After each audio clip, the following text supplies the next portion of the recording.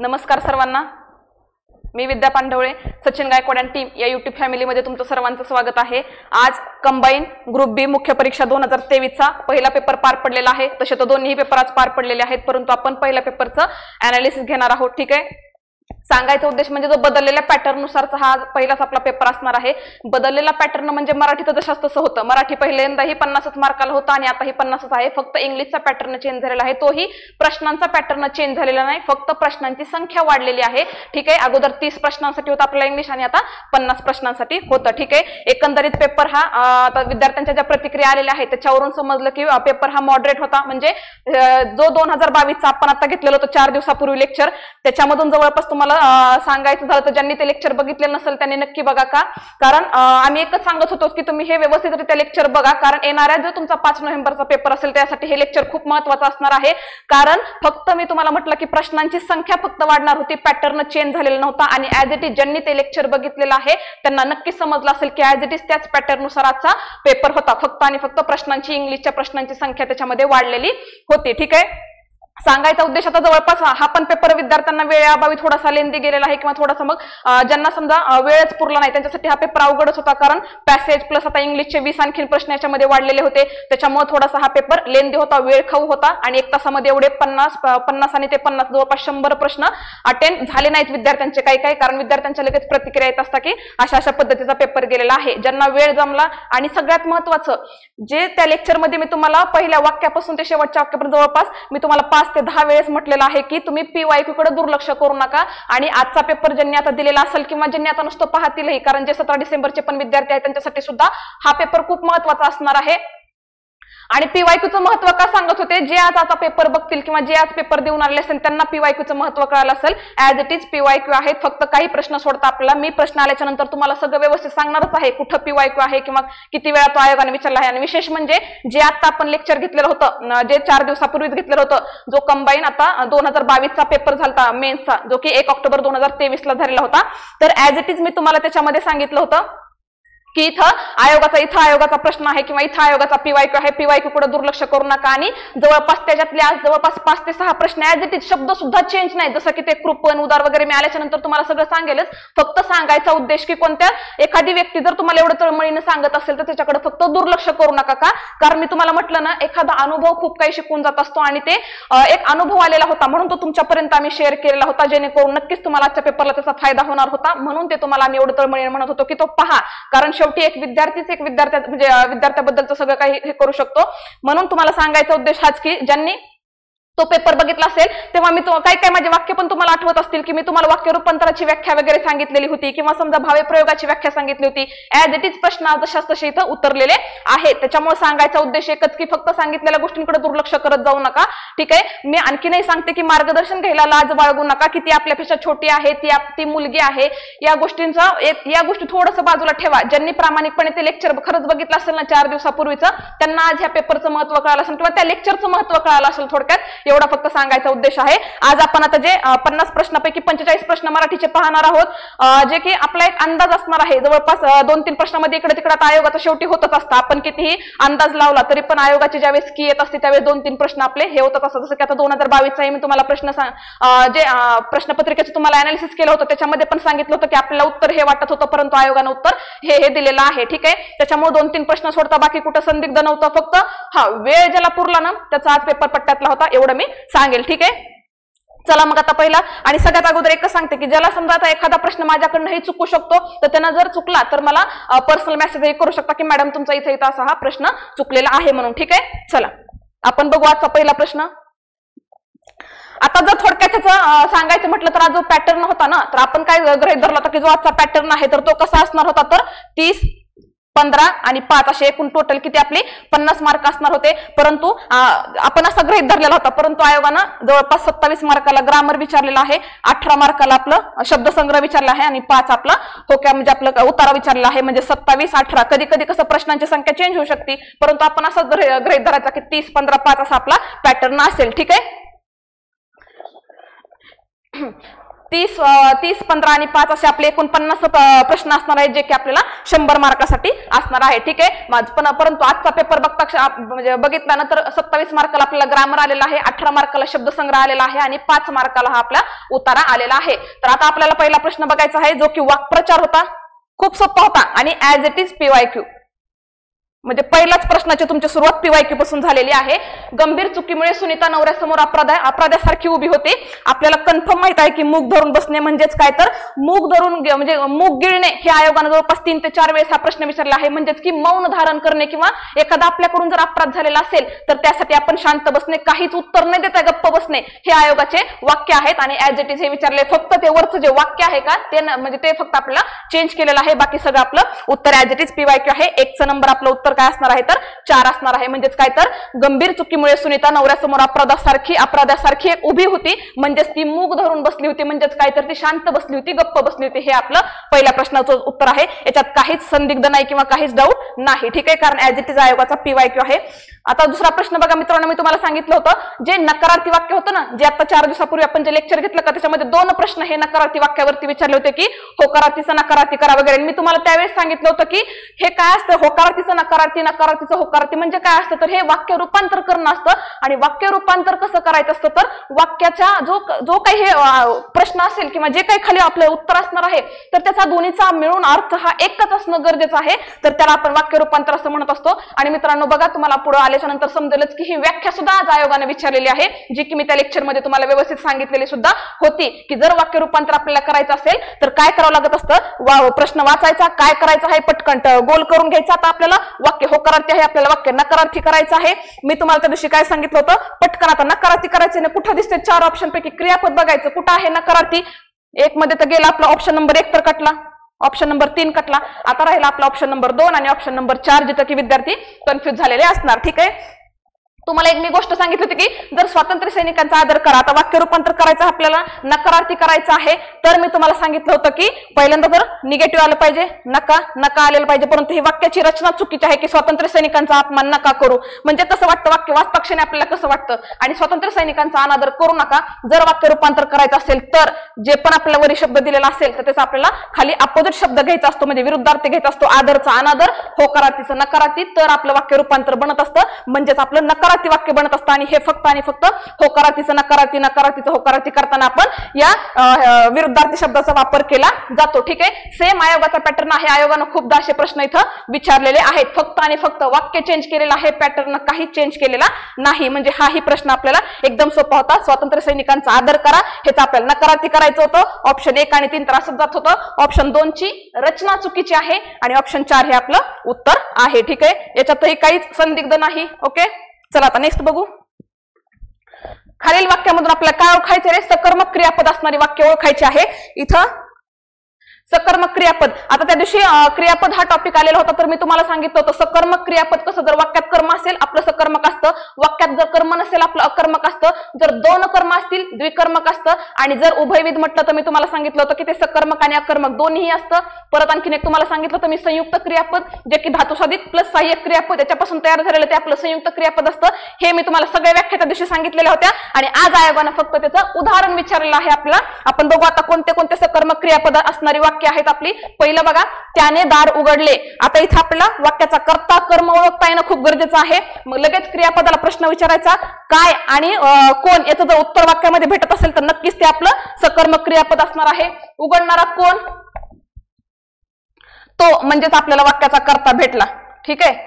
आणि उघडलेले काय, कायचं उत्तर हे आपल्याला माहित असतं, तर कायचं उत्तर हे आपलं काय आहे, म्हणजे आपलं हे कर्म झालं. म्हणजेच वाक्यामध्ये कर्म आहे, म्हणजेच आपलं हे सकर्मक क्रियापदाचं वाक्य आहे.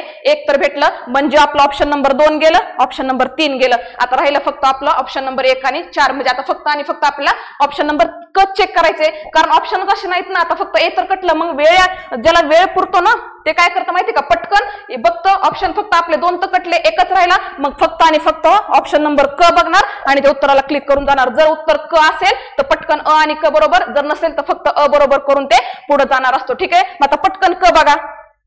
राम शिवधनुष्य मोडतो, लगेच मोडणारा कोण, राम, आणि मोडलेले काय म्हणजे कोण, आणि काय ह्याचं उत्तर आपल्याला मिळालं. म्हणजेच कोणचं उत्तर हे कर्ता असतो, कायचं उत्तर हे आपलं कर्म असतं. म्हणजेच आपलं हे सुद्धा काय आहे तर आपलं हे सकर्मक क्रियापद आहे. परंतु मित्रांनो इथं काय केलेलं आहे आयोगानं, तर आपल्याला असं ऑप्शनच नाही दिला. जर आपल्याला असं ऑप्शन दिला असताना अ क ड तर आपलं हे सुद्धा वाक्य बरोबर असतं. का?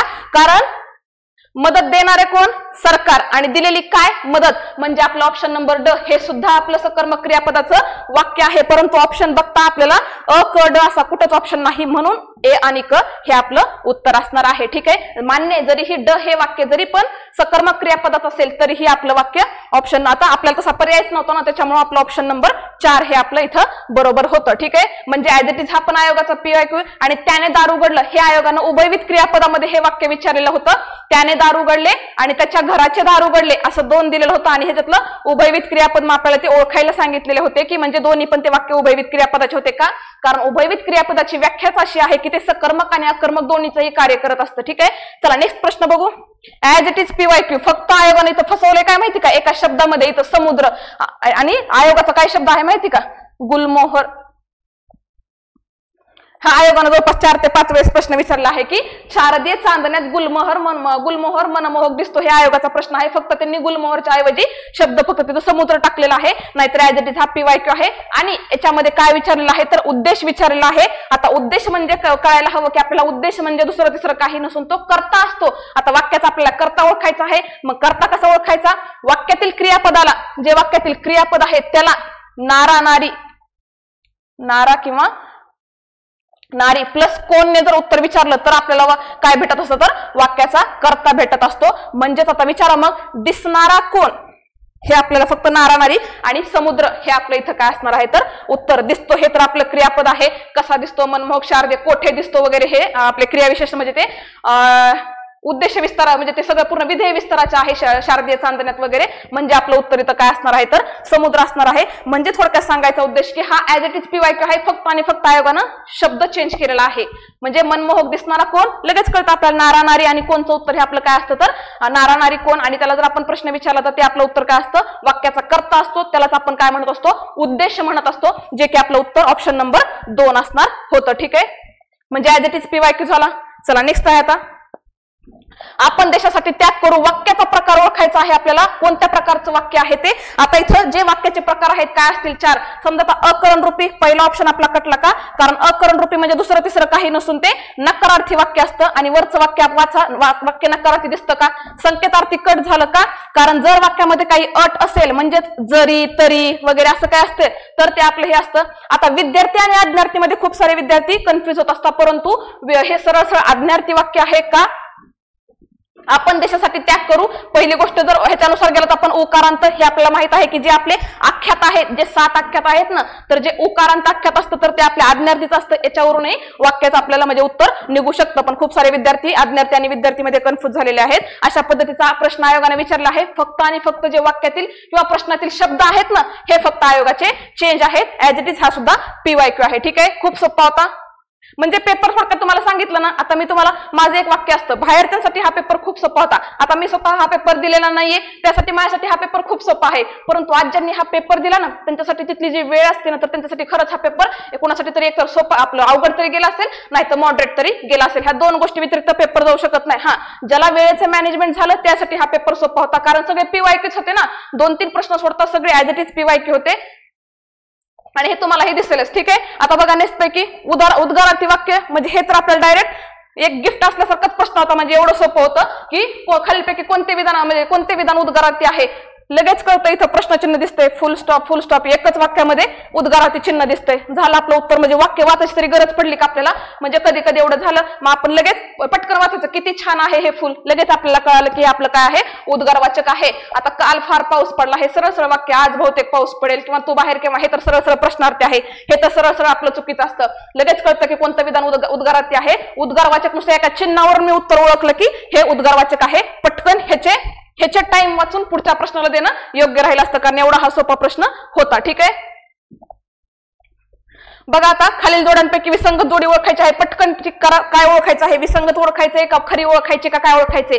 आता मित्रांनो त्या दिवशी चार दिवसापूर्वी जे आपण लेक्चर घेतलं त्याच्यामध्ये मी तुम्हाला सांगितलं होतं विभक्तीवरती 2 प्रश्न आलेले होते, ते कशा पद्धतीचे आले होते तेही मी तुम्हाला सांगितलं होतं, आणि विभक्तीमध्ये काय करायचं हेही मी तुम्हाला सांगितलं होतं. मी तुम्हाला म्हटलं होतं की विभक्तीमध्ये जे काही प्रत्यय असतील ते प्रत्यय सगळे पाठ करा, परत जे काही कारक असतील ते सगळे कारकार्थ पाठ करा, हे मी तुम्हाला म्हटलं होतं. जसं की द्वितीया म्हटलं की सलाते सलानाते, तृतीया म्हटलं की ने शी निशी ही, हे मी तुम्हाला सगळं सांगितलं होतं. आणि ऍज इट इज त्याच्यावरच आज प्रश्न आलेला आहे. म्हणजे एवढा सोपा हा प्रश्न, म्हणजे हा पण आपला एकदम हातचा मार्क होते. जवळपास एक प्रश्न म्हणजे आपले 2 मार्क असतं, हे पण लक्षात ठेवा. एवढे सोपे सोपे चुकायचे नाहीत. फक्त प्रश्नामध्ये विचारले काय हे आपल्याला कळणं गरजेचं आहे. आपल्याला विसंगत म्हणजे दुसरं काही नसून ते ऑड पेअर ओळखायचे आहे आपल्याला, की कोणती जोडी योग्यरित्या जुळलेली नाही. बघा आता पहिली द्वितीयाला इथं काय दिलेलं आहे, 1 चं 2 म्हणजे पटकन जोडवा. बरोबर आहे, सलाते सलानाते द्वितीयाचं आहे. बघा षष्टीचं बीचं 1 दिलेलं आहे, माहिती आपल्याला चाचीचे. आता चतुर्थीला बघा सीला 4 दिलेला आहे त्यांनी, म्हणजे आपल्याला माहिती द्वितीय आणि चतुर्थीचे सारखेच आहेत, सलाते सलानाते. मग राहते कोणती, आता ऑप्शन पण बघायची गरज नाही. डीचं 3 ऊन हुन हे चुकीचं आहे का, कारण हे ऊन हुन हे कशाचं आहे तर पंचमी या विभक्तीचे हे प्रत्यय आहेत. म्हणून आपले उत्तर क्रमांक काय असणार आहे 4. म्हणजे जे 4 नंबरचा जो ऑप्शन आहे आपला, ह्याची जोडी योग्यरित्या जुळलेली नाही. इथं आपल्याला पंचमी पाहिजे होतं. ठीक आहे, जर इथं पंचमी नसतं किंवा मग इथं आपल्याला प्रत्यय वेगळे पाहिजे होते तृतीयाचे, कोणते ने एशी निशी ही. ठीक आहे, म्हणजे एवढा हा सोपा प्रश्न होता. ठीक आहे, चला नेक्स्ट आहे आता कोणत्याही काळात. आता इथं काय माहिती का मित्रांनो, थोडासा प्रश्न संदिग्ध आहे का. पहिली गोष्ट तर बघा, आता कोणत्याही काळात असणं आणि विचार व्यक्त करणं हे कोणत्या प्रकारच्या वाक्याचे गुणधर्म आहेत हे विचारलेलं आहे. आता इथं विधानार्थी पण आणि स्वार्थी पण हे दोन्ही इथं उत्तर येण्याचे चान्सेस आहेत. प्रश्नार्थी आणि उद्गारार्थी तिथं अगोदर कट करायचं, फक्त ऑप्शन नंबर 1 आणि ऑप्शन नंबर 4 याच्यामध्ये. आता आपल्याला माहिती की स्वार्थी हे वाक्य कसं असतं, कोणत्याही काळात विचारू शकतात. त्याच्यामुळं आयोग आता इथं स्वार्थी उत्तर देऊ शकतो किंवा विधानार्थी पण वाक्य कोणत्याही काळात असू शकतो. त्याच्यामुळे आता सांगायचा उद्देश की हा प्रश्न थोडासा म्हणजे संदिग्ध आहे. शेवटी आता हा प्रश्न आपण आयोगावरती सोडून देऊया की आयोगाचं उत्तर 1 देतं की 4 देतं. ठीक आहे, कारण आपण वाक्याच्या ह्याच्यानुसार गेलं तर आपल्याला स्वार्थी उत्तर वाटतं आणि विधानार्थी उत्तर वाटतं. त्याच्यामुळे आपण डायरेक्टली मी म्हणू शकत नाही की याचं उत्तर स्वार्थीच आहे किंवा याचं उत्तर विधानार्थीच आहे. ठीक आहे, कारण अशा प्रश्नांची उत्तर शेवटी आयोगच बरोबर देऊ शकतो. ठीक आहे, आपण फक्त एक अंदाज सांगू शकतो की बाबा हा येऊ शकतो, स्वार्थी पण येऊ शकतो किंवा विधानार्थी पण येऊ शकतो, परंतु आपण कन्फर्म नाही ना सांगू शकत. त्याच्यामुळे आणि विद्यार्थ्यांना उगीच याच्यामध्ये पण नको की हा आपण जर स्वार्थी सांगितलं आणि काही विद्यार्थ्यांनी जर विधानार्थी केलं असेल तर मग ते उगीच निगेटिव्ह जायला नको. त्याच्यामुळे अगोदरच ह्या गोष्टी क्लिअर केलेल्या बऱ्या, जेणेकरून तुम्हालाही ते समजायला हवं आणि तुम्हालाही कळतच असतं की बाबा हा ह्याचं विधानार्थी होऊ शकतं किंवा स्वार्थी होऊ शकतं. ठीक आहे, शेवटी आता पहिल्या कीनुसार आपण बघूया ह्याचं आयोग उत्तर काय देतं ते. बघा नेक्स्ट आहे आता ऍज इट इज PYQ. पाऊस वेळेवर आला म्हणून पिके वाचली. वाक्य प्रकार ओळखायचा होता. मी तुम्हाला त्या दिवशी सांगितलं होतं संयुक्त वाक्य ओळखायचं कसं, मिश्र वाक्य ओळखायचं कसं. मी तुम्हाला एवढं त्या उपप्रकारासही सांगितलं होतं की जर प्रधानत्व सूचक उभयन व्याव्याने जोडलेलं असेल तर ते संयुक्त वाक्य होत असतं आणि जर गौणत्व सूचक उभयन व्याव्याने जोडलं असेल तर ते मिश्र वाक्य होतं. मग ह्या प्रधानत्वामध्ये कोणकोणते येत होतात 4 सांगितले होते, गौणत्वामध्ये कोण येत होते ते 4 सांगितले होते. त्याच्यानुसार आपण ओळखू शकत होतो. तर बघा पाऊस वेळेवर आला म्हणून हे काय आहे तर परिणाम बोधक आहे आणि परिणाम बोधक हे प्रधानत्व सूचक उभयन व्याव्याचा एक प्रकार आहे, ज्याच्यानुसार की वाक्य हे आपलं संयुक्त वाक्य बनत असतं. म्हणजेच आपलं ऑप्शन नंबर 2 हे याचं उत्तर आहे. केवळ वाक्य का नाही, कारण वाक्य कशाने तरी जोडलेलं आहे. केवळ वाक्यामध्ये फक्त आणि फक्त एकच उद्देश आणि एकच विधेय असतं त्याच्यामध्ये. ठीक आहे, प्रश्नार्थी वाक्य कुठं प्रश्न दिसते का, म्हणजे ऑप्शन नंबर 4 आणि इतर गेलं. फक्त ज्याला प्रकार सगळे माहित आहेत किंवा संयुक्त वाक्य तयार कशाने होत असतं, मिश्र वाक्य तयार कशाने होत असतं, ह्या जर गोष्टी तुम्हाला ज्याला माहित असतील त्याचं उत्तर 5 सेकंदात ह्याचं निघून आलं असतं. म्हणजे संयुक्त वाक्य हे आपलं उत्तर आहे. ठीक आहे, हा प्रश्न पण खूप जरा विद्यार्थ्यांना झालेला वाक्याचा प्रकार ओळखायचा होता आपल्याला. बघा पहिली गोष्ट, मी खूप कष्ट करून पैसा मिळवीन. आता याच्यामध्ये उद्गारवाचक काय आहे का रे, म्हणजे ऑप्शन नंबर 1 तर गेला. संकेत आहे का, काही अट आहे का, जर तर जरी तरी वगैरे असं काय आहे का, नाही. मग आता ऑप्शन नंबर 2 आणि ऑप्शन नंबर 4 वाविवे. क्रियापदाला वाविवे हे प्रत्यय लागणं ते पण येऊ शकतं किंवा ह्याचे काही नियम आहेत. आज्ञार्थी म्हटलं तर वाक्यामध्ये कुठं आज्ञा केलेली आहे का, किंवा काही उपदेश दिलेला आहे का, काही सल्ला दिलेला आहे का, काही अनुमोदन दिलेलं आहे का, किंवा काही परवानगी आहे का. असं असेल तर आपलं उत्तर आज्ञार्थी असायला पाहिजे. आणि जर वाक्यामध्ये काही इच्छा असेल किंवा वाक्यामध्ये जर काही कर्तव्य असेल, वाक्यामध्ये जर काही तर्क असेल, काही चिंता असेल किंवा समजा म्हणजे ह्याच्यानुसार वाक्य आपलं काय तयार होत असतं तर ते विद्यार्थी होत असतं. वाक्यामध्ये काहीतरी मी खूप कष्ट करून पैसा मिळवेल, माझी अशी इच्छा आहे किंवा मी खूप कष्ट करेन आणि मेहनत करेन आणि पैसा मिळवेल, ऑब्विसली आपलं उत्तर काय असणार आहे? विद्यार्थी हे उत्तर आपलं इथं असायलाच पाहिजे. ठीक आहे. बाकी संकेतार्थी उद्गारार्थीचं तुम्हाला लगेच कळालं असेल की उद्गारवाचकचा काही संबंध नव्हता संकेतार्थी जर तर जरी तरी अशी काही अट नव्हती. खूप सोपा प्रश्न होता हा सुद्धा. ठीक आहे. चला, कपिलषष्ठीचा योग ऍज इट इज आयोगाचा PYQ आहे. हे कपिलषष्ठीचा योग ह्या संदर्भात विविध अर्थ ओळखायचे ते आपल्याला एवढं फक्त लक्षात ठेवा. आता मला तर हे प्रश्न वाचता क्षणी एक गोष्ट कळाली की कळीचा नारद हे तर आपलं इथंच कट होतं. बघा ऑप्शन नंबर डी कुठं कुठे? ऑप्शन नंबर चला 3 गेला, 4 गेला, कारण 4 मध्ये पण डी असतं म्हणजे 3 आणि 4 दोन्ही गेले. आता ऑप्शन नंबर आपल्याला ए आणि बी बघायचा आहे. तर बघा आता इथं ए आहे, इथं पण ए आहे, इथं सी आहे, इथं पण सी आहे, म्हणजे आपल्याला फक्त वाक्य बी बघायची गरज आहे का नाही? एवढं तर कळायला पाहिजे ना. जर 4 नंबर ऑप्शन आपला कळाला, कळीचा नारद म्हणजे काय असतं आपण त्याला म्हणतो ना मराठीमध्ये काय ते एकमेकांच्या चाड्या वगैरे लावणे वगैरे, त्याच्यासाठी कळीचा नारद हे आपण त्याला म्हणत असतो. परंतु ऑप्शन नंबर तिथं आपले 2 गेले, मग आता ऑप्शन नंबर राहिले हे, त्याच्यामध्ये ए सी सी बरोबर आहे. फक्त आपल्याला बी बघायचं होतं आणि बी नुसार आपलं उत्तर येत होतं. बी काय आहे तर अपूर्व घटना. कपिलषष्ठीचा योग ह्याच्यासाठी अपूर्व घटना आणि हे राईट आहे, म्हणून आपलं वाक्य ऑप्शन नंबर ABC म्हणजेच विलक्षण योगायोग, अपूर्व घटना आणि पुष्कळ काळाने येणारी संधी ज्याला की आपण कपिलषष्ठीचा योग असं म्हणत असतो. म्हणजेच आज आपला ऑप्शन नंबर काय असणार आहे तर ऑप्शन नंबर 1 असणार आहे. इथं मित्रांनो आयोगानं प्रश्न फक्त आणि फक्त 1 लाईनर विचारला होता. इथं विविध अर्थासंदर्भात विचारला होता, परंतु खूप सोपा होता, आपण ते उत्तर काढू शकत होतो. ठीक आहे. बघा नेक्स्ट ऍज इट इज आयोगाचा PYQ आहे. जवळपास 3 वेळेस हा प्रश्न आयोगाने विचारलेला आहे की त्याच्यासारखा दुसरा कोणीच नाही असा अद्वितीय. खालचे ऑप्शन वाचायचीच गरज नाही. शूर, महान, धाडसी लगेच कळतं, कारण ज्यांचं PYQ वर कमांड आहे ना त्याला हा पेपर म्हणजे मी म्हटलं ना पूर्णतः ज्याची PYQ वर कमांड आहे त्याच्यासाठी पेपर हा एकदम सोपा होता. ठीक आहे. फक्त हा वेळेअभावी सांगू शकत नाही. चला नेक्स्ट आहे अद्वितीयचं उत्तर असणार आहे. बघा आता अहम हमिका या शब्दासाठी पर्यायी शब्द शोधायचा होता आपल्याला. थोडासा जरा नवीन शब्द कुणासाठी तर म्हणजे कुणाला तरी वाटत असेल की अहम हमिका थोडासा नवीन होता, परंतु याचं योग्य उत्तर मात्र स्पर्धा हे असणार आहे. ठीक आहे. आपल्याला काय शोधायचं होतं? अहम हमिका या शब्दासाठी आपल्याला पर्यायी शब्द ओळखायचा होता. ठीक आहे. विसंगत नव्हता किंवा विरुद्धार्थी नव्हता, आपल्याला पर्यायी शब्द शोधायचा होता आणि त्यासाठी पर्यायी शब्द हा स्पर्धा हे आपलं इथं योग्य उत्तर असणार आहे. ठीक आहे. बघा आता नेक्स्ट आहे विरामचिन्हांचा अचूक वापर आपल्याला ओळखायचा होता. मी त्या दिवशी तुम्हाला लेक्चरमध्ये सांगितलं होतं विरामचिन्हे जे 2022चा पेपर होता ना तर ते अवग्रह चिन्ह त्याची डेफिनेशन आयोगाने विचारली होती. त्याच वेळेस मी तुम्हाला म्हणलं होतं की विरामचिन्हे जे आहेत ना पूर्ण विराम, अपूर्ण विराम, स्वल्प विराम किंवा समजा अर्धविराम हे सगळे व्यवस्थित करून ठेवा, त्याचा वाक्यात उपयोग व्यवस्थित करत चला, कारण त्याच्यावरती आयोगाच्या इथून मागं प्रश्न आहे. ठीक आहे. हे मी तुम्हाला सांगितलं होतं आणि आयोगानं सेम त्यांचा जुना पॅटर्न हा फॉलो केलेला आहे. ठीक आहे. बघा आपल्याला अचूक वापर ओळखायचा होता. आता मला एवढं कळतं की हो म्हणजे जेव्हा आता सुरुवातीला सगळ्या वाक्याच्या हो हो आहे, पण मला एक कळतं की हो नंतर कधी फुल स्टॉप येतो का, वाक्य संपतं का? इथं फुल स्टॉप आहे, इथं फुल स्टॉप आहे, म्हणजे आपलं ऑप्शन नंबर 1 गेलं, ड गेलं, मग कुठं कुठं आहे? अ गेलं, इथं अ गेलं, इथं फक्त आणि फक्त आपला ऑप्शन नंबर 2च राहतो ना. मग खालची वाचायची पण गरज नव्हती आपल्याला ऑप्शन नंबर 2 आणि 3, तरी पण बघा आपण वाचू. आता इथं बघा इथं एक एकेरी अवतरण चिन्ह आहे. ठीक आहे. समजा इथं हो, इथं समजा जेवल्यानंतर मी सर्व गोष्टी वाचून टाकणार आहे जयंत म्हणाला, परंतु इथं जो तो अवतरण चिन्ह त्यांनी सुरुवात केलेली होती, इकडे शेवट कुठं केलेला? इथं कुठेतरी त्यांनी शेवट करायला पाहिजे होता, इथं तरी नाही तर समजा मग इथं तरी कुठेतरी शेवट करायला पाहिजे होता ना. कुठंच वाक्याचा त्यांनी त्या अवतरण चिन्हाचा शेवट केलेला नाही, म्हणजे ऑप्शन नंबर क तर गेलाच. जर तुम्हाला खूपच सगळे प्रश्न जर बघायचे असतील तर तुम्ही असंही करू शकत होता. राहत होता आपलं काय ऑप्शन नंबर 2. तरीही मी तुम्हाला काय सांगितलं उत्तर कसं निघत होतं, फक्त आणि फक्त या पूर्ण विरामावरून आपण इलिमिनेशन पद्धतीने हे उत्तर काढू शकत होतो. जर तुम्ही चारही वाक्य जर सारखं वाचत बसला असतात ना तर तुम्हाला कोणतंच उत्तर निघालं नसतं. परंतु जर तुम्ही इलिमिनेशन पद्धतीने हे प्रश्न गेला असतात ना एकदम सोपा होता, आपलं फक्त 5 सेकंदात उत्तर आलं. हे तुम्हाला मान्य आहे का? बघा की फक्त काय हो नंतर कधी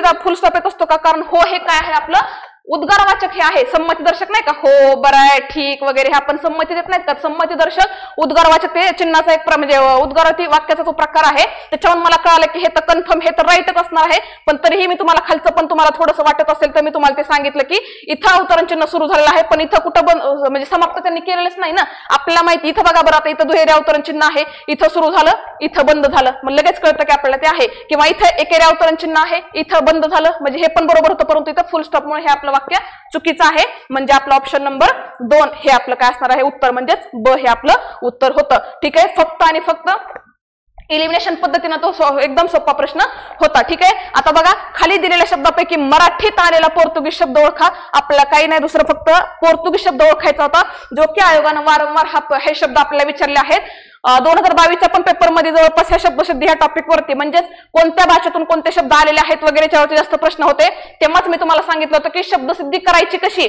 जे महत्वाचे असतील फारसी असतील, अरबी असतील, पोर्तुगीज असतील, कानडी असतील हे शब्द जेवढे आतापर्यंत आयोगाने विचारले आहेत तेवढे लिहून ठेवा. बघा आयोगाने ऍज इट इज त्यांचा PYQच विचारलेला आहे. नवीन शब्दच त्यांनी कोणता काढलेला नाही. बघा सामान हा फारसी शब्द आहे त्याच्यामुळे हा गेला. भाकरी हा आपला कानडी शब्द होता. तिकीट हा आपला इंग्लिश शब्द आहे. राहतो आपला ऑप्शन नंबर 2. आपल्याला विचारले काय पोर्तुगीज हा शब्द जो की आयोगानं हा वारंवार पगार, बटाटा वगैरे, साबुदाणा हे आयोगानं खूपदा अननस हे विचारून झालेले आहेत. म्हणजे इथेही आपल्याला डोकं लावायची काही गरज नव्हती जास्त. ठीक आहे. बघा आता नेक्स्ट आहे सर्व मुले मोठ्याने बोलत होती. ओळखायचे काय आपल्याला ते पटकन हे करा.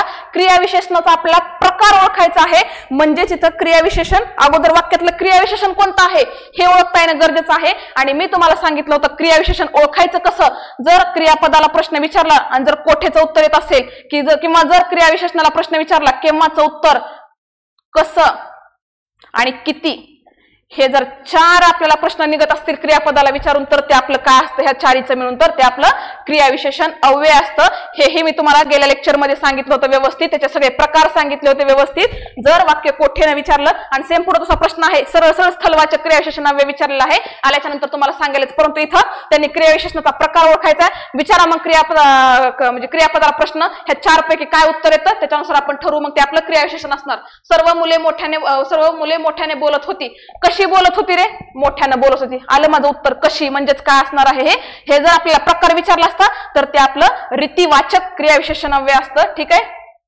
परंतु त्यांनी जे हे सिद्ध क्रियाविशेषणे, साधित क्रियाविशेषणे वगैरे म्हणजे याचे पण हे प्रकार आहेत. त्याच्यामुळे आता नामसाधित, विशेषण साधित, अव्यय साधित आणि धातू साधित जर हे दिले असते स्थलवाचक, कालवाचक, रीतिवाचक आणि परिमाणवाचक तर आपलं हे रीतिवाचक उत्तर आलं असतं. परंतु इथं आयोगाने हे विचारलं आहे. मग आता विचार करा. आता मोठा हे काय आहे रे? मोठा हे नाम आहे का विशेषण आहे का अव्यय आहे का धातू आहे? सरळ सरळ करतो ना. मोठा मुलगा. लगेच वाक्य घेऊन एखादा शब्द घेऊन बघायचं की हे काय आहे तर ते आपलं विशेषण आहे. म्हणजेच आपलं उत्तर काय असणार आहे रे तर ते विशेषण साधित क्रियाविशेषण अव्ययाचा तो एक प्रकार आहे. एवढं सोपा हा सुद्धा प्रश्न होता फक्त. आणि जर आयोगानं जर हे विचारले असते ना की समजा मग स्थलवाचक आहे का, स्थलवाचक आहे का, कालवाचक आहे का, रीतिवाचक आहे का, परिमाणवाचक आहे तर मग आपलं उत्तर हे रीतिवाचक आलं असतं. का? कारण कसं ह्याचं उत्तर जर आपलं काय असतं तर ते आपलं रीतिवाचक क्रियाविशेषण अव्यय असतं. परंतु आयोगाने इथं नाम विशेषण अव्यय ह्याच्यावरून ओळखायचं होतं आपल्याला. आपलं सरळ सरळ हे जर इथं मागील, पुढील वगैरे असं काय असतं तर ते आपलं अव्यय झालं असतं. नाम एखादी तर नाम कोणतं आलं असतं ते आपलं नाम साधित झालं असतं. परंतु सरळ सरळ इथं विशेषण साधित हा आपलं उत्तर असणार आहे. म्हणजे इथंही काहीच आपल्याला हे नाही. ऍज इट इज हा PYQ आहे. ऍज इट इज PYQ हा आहे. ठीक आहे. बघा चप्पळ घोड्याने शर्यत जिंकली. आपल्याला आता विशेषण माहित असायला हवं की विशेषण हे काय करत असतं नामाच्या अगोदर येत असतं. नामाबद्दल त्याची व्याप्ती मर्यादित करत असतं वगैरे हे सगळं आपल्याला गोष्टी माहित असतात. ठीक आहे. बघा मग आता वाक्याचा कर्ता बघा. जिंकणारा कोण रे? घोडा. म्हणजे वाक्याचा हा कर्ता झाला. म्हणजेच हे काय झालं तर आपलं थोडक्यात हे नाम झालं आणि नामाच्या अगोदर काय आलेलं आहे चप्पळ. म्हणजे फक्त आणि फक्त आपलं ऑप्शन नंबर चप्पळ कुठं दिसतंय का बघा तर ऑप्शन नंबर फक्त 3 हे आपलं उत्तर असणार आहे. खूप काही विद्यार्थ्यांनी चप्पळ घोड्याने हे सुद्धा केलेलं असेल परंतु हा आयोगाचा ऍज इट इज PYQ आहे आणि आयोगानं उत्तरेचं चप्पळ दिलेलं आहे. त्याच्यामुळे इथं काय संदिग्ध प्रश्न असण्याचं हे कारणच नाही. ठीक आहे. चला नेक्स्ट प्रश्न बघू आता. त्या तिथे पलीकडे माझी या प्रियेचे झोपडे आहे. हे विधान कोणतं क्रियाविशेषण आहे? म्हणजे क्रियाविशेषणाचा आतापर्यंत हा दुसरा प्रश्न आपला आहे. ठीक आहे. बघा आता लगेच पटकन बघायचं. कोठेचं उत्तर निघत आहे म्हणजे काय त्या तिथे पलीकडे. कोठे आहे तर त्या तिथे आहे किंवा त्या पलीकडे आहे. मग मला एवढं कळतं की कोठेचं आपण आताच बघितलं होतं. कोठे म्हणलं की आपलं उत्तर काय येत असतं स्थलवाचक. तेच जर केव्हाचं निघालं असतं तर मग ते आपलं असतं कालवाचक असतं. जर रीती म्हणलं तर आता सांगितलं तुम्हाला कसा, कशी, कसे ह्याचं उत्तर निघत असतं आणि एक अक्षरीचा तर काही संबंधच नव्हता. ठीक आहे. फक्त ऑप्शन नंबर 1, 2, 3 मध्ये तुम्हाला उत्तर काढायचं होतं आणि त्याच्यामध्ये पण लगेच स्थळवाचक का कळालं तुम्हाला का? कारण वाक्यामध्ये क्रिया म्हणजे कोठे आहे त्या प्रियेचं झोपडं कोठे आहे हे आपल्याला विचारलं आहे. म्हणजेच आपलं उत्तर काय असणार होतं, स्थलवाचक क्रियाविशेषण होतं. ऍज इट इज PYQ आहे. फक्त आयोगाने ह्याचं प्रश्न एक वाक्यामध्ये रूपांतर केलेलं आहे, कारण आयोगाचा प्रश्न हा पलीकडे हा शब्द होता की पलीकडे हा शब्द खालीलपैकी कोणत्या क्रियाविशेषणाव्याचं म्हणजे उदाहरण आहे, तर आपलं ते स्थलवाचक होतं. आणि फक्त तिथे हे सुद्धा आयोगाचा प्रश्न म्हणजे प्रश्न आहे की आयोगाने हे सुद्धा प्रश्न विचारले आहे की तिथे हे स्थलवाचक आहे का, रीतिवाचक आहे का, कालवाचक आहे का, परिमाणवाचक आहे, हे सुद्धा आयोगाने विचारले आहे. म्हणजे विचार करा मित्रांनो, दोन्ही शब्द स्थलवाचकचे आहेत, वेगवेगळ्या एक्झामला आलेले आहेत. त्या दोन्हीचे शब्द एकत्र करून आयोगाने इथं प्रश्न तयार केलेला आहे, जे की आपल्याला सहज उत्तर निघत होतं. फक्त आणि फक्त शब्द विचारले होते इथून मागं. आता फक्त काय विचारलं आहे तर एक त्याच्या म्हणजे ते शब्दांचा आधार घेऊन एक वाक्य तयार केलेलं होतं, जसं की आपलं उत्तर एकदम सोपं होतं. ठीक आहे, इथंही काही संदिग्ध असण्याचं कारण नसणार आपल्याला. बघा आता पुढील पैकी अनिश्चित संख्यावाचक विशेषण ओळखायचं होतं आपल्याला. कसलं ओळखायचं होतं, अनिश्चित. त्या दिवसाचं लेक्चर बघा, जवळपास टेलिग्रामला आपण सचिन सरांनी स्क्रीनशॉट टाकलेले आहेत की मी ऍज इट इज तुम्हाला जोड्या लावांच्या स्वरूपात मी तुम्हाला सांगत होते, आणि सेम हा शब्द पण आलेला होता आणि आयोगाने उत्तर दिलं होतं की अनिश्चित क्रियाविशेषण. हे सुद्धा मी तुम्हाला आपलं संख्यावाचक विशेषण होतं, कारण मी तुम्हाला सांगितलं होतं की ते आवृत्ती कशी असते, कसं ओळखायचं, गणनावाचक कसे ओळखायचे, ते पृथक्त्ववाचक कसं, आणि अनिश्चित वाचक म्हणजे अनिश्चित वगैरे हे तुम्हाला सगळं सांगितलं होतं. अनिश्चित म्हणजे काय तर ते निश्चित नसती संख्या, थोडा, कमी, फार वगैरे हे सगळं होतं. त्याच्यामुळे आपलं उत्तर काय होतं, आपल्याला विचारले काय तर अनिश्चित. 5 आपण मोजू शकतो का, कारण गणना आहे. 4, 3 वगैरे हे पण गणनाच आहे, कारण साकल्यवाचक ते जे की गणनावाचकाचा एक प्रकार आहे. आणि दुसरा तिसरा हे आपण क्रमवाचक तुम्हाला म्हणलं होतं का, प्रथम क्रमांक, द्वितीय क्रमांक किंवा पहिला क्रमांक, दुसरा क्रमांक, हे आपलं क्रमवाचक होतं. म्हणजेच आपलं उत्तर काय असणार आहे, ऑप्शन नंबर 4 आहे. खूप सोपा हा प्रश्न होता, खूप म्हणजे खूप. ठीक आहे, चला नेक्स्ट बघा आता. जेव्हा घाम गाळावा तेव्हाच खायला भाकरी मिळते, हे वाक्य क्रियाविशेषण. बघा क्रियाविशेषणावरती तिसरा हा प्रश्न आपल्याला दिसून येईल, आणि एकदम सोपा, म्हणजे जवळपास इथंच आपले 6 मार्क फिक्स झाले असणार. ठीक आहे, बघा आता काय विचारले, पटकन जेव्हा तेव्हा. ठीक आहे, लगेच प्रश्न विचारा, केव्हा, लगेच केव्हाचं उत्तर निघाले आपलं. म्हणजेच काय, आपलं हे काळ दर्शवतं, म्हणजेच काय असणार आहे, हे केव्हाचं उत्तर दर्शवतं. म्हणजेच आपलं हे ऑप्शन नंबर 3 कालदर्शक. स्थलदर्शक कोठेचं उत्तर दाखवत नाहीये, विरोधचा काही संबंध नाही, संख्येचा काही संबंध नाही. म्हणजे आपला ऑप्शन नंबर किती असणार आहे तर 3 असणार आहे. ऍज इट इज PYQ आहे हा. बघा आता आपण जो पेपरचा अनालिसिस घेतला होता त्याच्यामध्ये ऍज इट इज हे शब्द सुद्धा आयोगाने चेंज केलेले नाहीत. म्हणून म्हणत असते की झालेले प्रश्न व्यवस्थित बघा, किंवा झालेले एखादा त्या दुसरे कसले पण पेपर सोडवण्याच्या ऐवजी तुम्ही आयोगाचे पेपर घ्या ना, कारण आयोग फक्त आणि फक्त ते स्वतःलाच कॉपी करत असतं. हे मी तुम्हाला वारंवार त्या दिवशी तुम्हाला सांगितलं होतं की याचं व्यवस्थित अनालिसिस बघा, कारण कसं असतं ऍज इट इज हे कर्ण, चक्र हे सगळे शब्द मी तुम्हाला त्या दिवशी सांगितले होते. ज्यांनी बघितलं नसेल लेक्चर त्यांनी डबल एकदा बघून घ्या, म्हणजे तुम्हाला ते खरं वाटेल की अरे यार शब्द सुद्धा आयोगाचे चेंज नाहीत. ऍज इट इज हे गुरु, पुत्र, पुष्प, अग्नी, मी तुम्हाला सांगितलं सुद्धा होतं की अग्नीपासून आग तयार झालता. परत हे कान पासून कर्ण, चाक पासून चक्र, म्हणजे मी तुम्हाला ऍज इट इज सांगितलं होतं. आणि हे पाय, पान, सासरा वगैरे हे सुद्धा सगळे मी तुम्हाला शब्द आत्ताच आयोगाचा रिसेंटली 2022चा पेपर बघा आणि आपलं अनालिसिस बघा, मी तुम्हाला कशा पद्धतीने सांगितलेलं होतं. ऍज इट इज जशाल तसे हे तद्भव शब्दांचा गट ओळखायचा होता फक्त आपल्याला. मग एवढं तर, आणि इथं एवढं तर कळालं की कर्ण, चक्र हे आपले तत्सम शब्द आहेत. ऑप्शन नंबर ए गेलं, ऑप्शन नंबर इथं ए आहे आणि सर्व पर्याय. म्हणजे आपल्याला दुसरे ते ऑप्शन नंबर बी, ऑप्शन नंबर डी हे तरी वाचायची गरज पडली का रे मित्रांनो. म्हणजे एवढं हे एलिमिनेशन पद्धत काय एवढी महत्वाची आहे, सगळ्यात महत्वाची आहे, जेणेकरून तुम्ही कमीत कमी वेळेमध्ये आपल्या योग्य उत्तरापर्यंत पोहोचत असता. म्हणून वारंवार सांगत असतो ह्या 2 गोष्टी एक्झाम जो आपला पेपर आहे त्यासाठी ह्या 2 गोष्टी खूप महत्वाच्या आहे. एक तर PYQचं सखोल अनालिसिस आणि दुसरी म्हणजे एलिमिनेशन मेथड ही खूप महत्वाची आहे. हे 2च गोष्टी जर ह्याचं व्यवस्थित अनालिसिस केलं PYQचं तर आपण योग्य उत्तरापर्यंत पोहोचू शकतो. आणि जर एलिमिनेशन पद्धतीचा आपण वापर केला तरी आपण एकदम कमीत कमी वेळेमध्ये उत्तरापर्यंत पोहोचू शकतो. बघा तुम्ही फक्त लगेच कळालं पहिलं, हे पुढचं वाच सुद्धा गरज नव्हती. फक्त कर्ण, कर्णवरून कान बनतं म्हणजे कर्ण हा तत्सम शब्द आहे, एवढंच कळालं फक्त मला. म्हणजे आपला ऑप्शन नंबर 1 तर येणारच नाही का, कारण आपल्याला विचारलंय काय रे, तद्भव शब्द विचारला आहे. म्हणजेच आपला ऑप्शन नंबर ए, इथं ए होतं, इथं ए आणि सर्व मध्ये तर ए असणारच आहे. आपला ऑप्शन नंबर फक्त 3 राहतं. म्हणजे मला म्हणायचा अर्थ आहे की ऑप्शन नंबर बी बघायची गरज नव्हती, ऑप्शन नंबर डी बघायची गरज नव्हती, आपला ऑप्शन नंबर 3. लगेच चेक करा, पाय आहे, पान, सासू आणि सासरा हे चारही शब्द आयोगाने वेगवेगळ्या एक्झाम मध्ये तद्भव शब्दामध्ये विचारले आहेत, म्हणजे ऍज इट इज हा PYQ आहे. आणि PYQ तुम्हाला सांगायची गरज नाही का, कारण आताच 2022 रिसेंटली पेपरला विचारला आहे, म्हणजे 1 ऑक्टोबरला झालेल्या पेपरला हा प्रश्न विचारला, म्हणजे 1 महिन्यापूर्वीच हा प्रश्न विचारलेला होता आयोगानं. ठीक आहे, 1 महिन्याची पण गरज नव्हती. जर 4 दिवसापूर्वी आपलं लेक्चर पडलेलं आहे ते जरी तुम्ही व्यवस्थित त्याचं अनालिसिस केलेलं असेल तसं तुम्हाला करायची गरज होती, फक्त बघायचं होतं, कारण अनालिसिस सर्व तुम्हाला करून दिलेलं होतं. तरीही आज आपला हा एक प्रश्न म्हणजे जवळपास 2 मार्क आपले बरोबर आले असते. हा प्रश्न मला सगळ्यात जास्त आवडला का, कारण इथं आयोगानं आपल्याला थोडंसं फसवलेलं होतं. ठीक आहे, आता काही विद्यार्थ्यांनी काय केलं माहिती का, आणि मला माहितीच असं होणं साहजिकच आहे, कारण आपल्याला वेळ कमी असतो आणि वेळेअभावी आपण जो प्रश्न आहे ना खरा तो कधी कधी आपल्याकडनं मिस होतो. आपण फक्त एवढंच वाचलं असतं की वाढदिवसानिमित्त गौरीला अक्षयकडून हिरे जडीत डॅश डॅश मिळाला. मग आपण खाली आपल्याला लगेच बघतात की हा मग ते उपहार पण दिलेला असतो, नजराना पण देत असतो आपण आणि भेट पण देत असतो. हा एक वेळेस आपण माळ कट करू बाबा, मग म्हणजे आपला ऑप्शन नंबर 4 जाऊ शकतो, परंतु ऑप्शन तर 3 तर बरोबर आहेत ना. मग इथं आपण वेळ खाऊ हा प्रश्न लगेच आपल्याला कळायला पाहिजे होतं की आपण थोडंसं जर पुढचं वाक्य वाचलं असतं की त्या जी रिकामी जागा आहे त्याच्यामध्ये उपसर्ग घटित शब्दाचा वापर करायचा होता. म्हणजे आता जे हे ऑप्शन नंबर 3 आहेत ना, माळ तर शक्यच नसतं, ते उघड टाकायचं म्हणून ऑप्शन टाकलेला होता. उपहार, नजराना आणि भेट याच्यामध्ये आपल्याला 3 मध्ये बघायचं की उपसर्ग कोणत्या शब्दाला लागलेला आहे, आणि ते आपलं उत्तर असणार होतं भेट. ह्याला कोणता प्रत्यय नाही, उपसर्गही नाही, म्हणजे ऑप्शन नंबर आपलं क गेलं. आता ब बघा, नजराना ह्याला काही लागलेलं आहे का उपसर्ग? उपसर्ग हे वाक्याच्या सुरुवातीला असतं, म्हणजेच उपहार हे फक्त आणि फक्त ऑप्शन नंबर आपलं 1 होतं. सांगायचा उद्देश हा की आपण कधी कधी फक्त आणि फक्त अपूर्ण प्रश्न वाचत असतो आणि 2 मार्क हातचे गमावून बसत असतो. एवढा सोपा हा प्रश्न होता.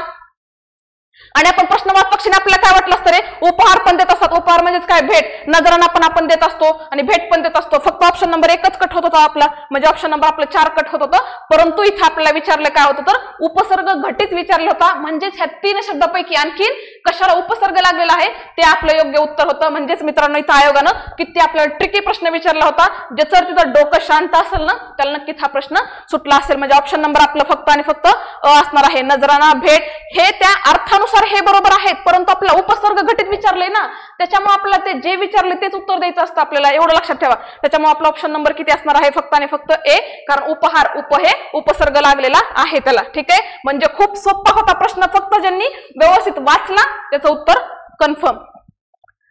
बघा, ऍज इट इज 2022 जे 4 दिवसापूर्वी अनालिसिस केलेलं ऍज इट इज प्रश्न, तिथले 2 शब्द नीलकंठ आणि घर घर.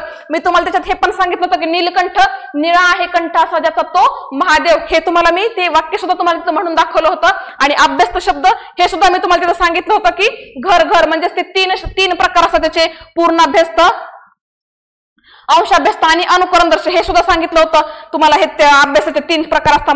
म्हणजे मला लगेच कळालं की हे आता विचारलं आहे. मी ते पुढच्या मागचे तर PYQ सोडून द्या, कारण मागेही खूपदा हा प्रश्न विचारला आहे, परंतु आता रिसेंटली 1 तारखेला हा म्हणजे प्रश्न विचारून झालेला आहे. फक्त जो नीलकंठ आणि घरघर हे दोन्ही शब्द आता आयोगाने ह्या पेपरला विचारले आहेत. म्हणजे आपलं बघा किती महत्वाचं होतं आपल्यासाठी हे PYQ अनालिसिस. हातचे 2 मार्क होते. मान्य जोड्या लावायचं. सीचं बघा कुठे 4 दिसतं का, एकच ऑप्शन आहे मित्रांनो सीचं 4.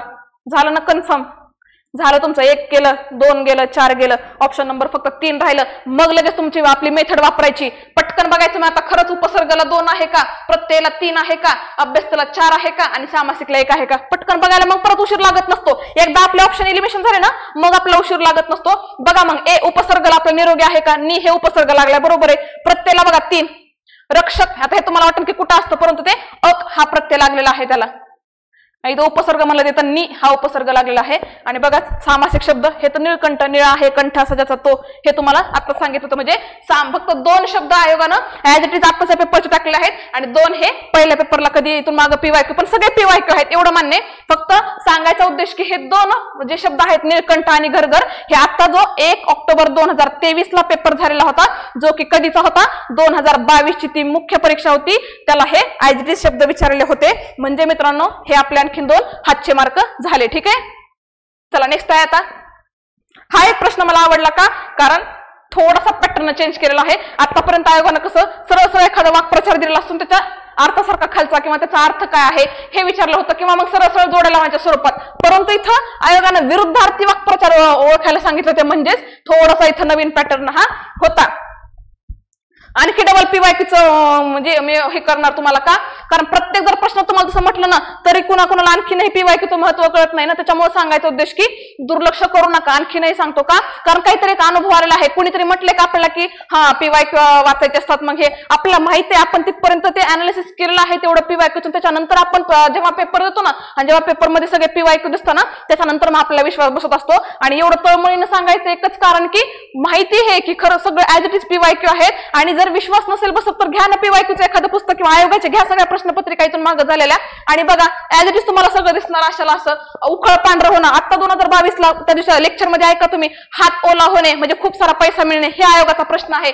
ऍज इट इज उखळ पांढरं होणे, मी तुम्हाला त्या दिवशी म्हणजे सांगितलं होतं की हात ओला होणे, उखळ पांढरं होणे, वैभव प्राप्त होणे, हे सगळे वैभव प्राप्त होणे किंवा धन प्राप्त होणे हे सगळे ह्याला काय आहे तर समानार्थी आहेत. परंतु इथं आयोगानं थोडासा प्रश्न फिरवलेला आहे, काय आपल्याला इथं विरुद्धार्थी ओळखायचं आहे, समानार्थी ओळखायचं नाही. मग आता 4 वाक्यामध्ये बघा कुठं आहे की आता वैभव प्राप्त होणे म्हणजेच त्याला काय असणार आहे उकिरडे फुंकणे, म्हणजे एकीकडे धन आपल्याला प्राप्त होत आहे तर एकीकडे आपण उकिरडे सगळे फुंकून देत आहोत. म्हणजेच काय तर ह्याला कन्फर्म कळालं की ए ला 3 आहे, पटकन कट केलं, इथं आहे इथं आहे इथं आहे.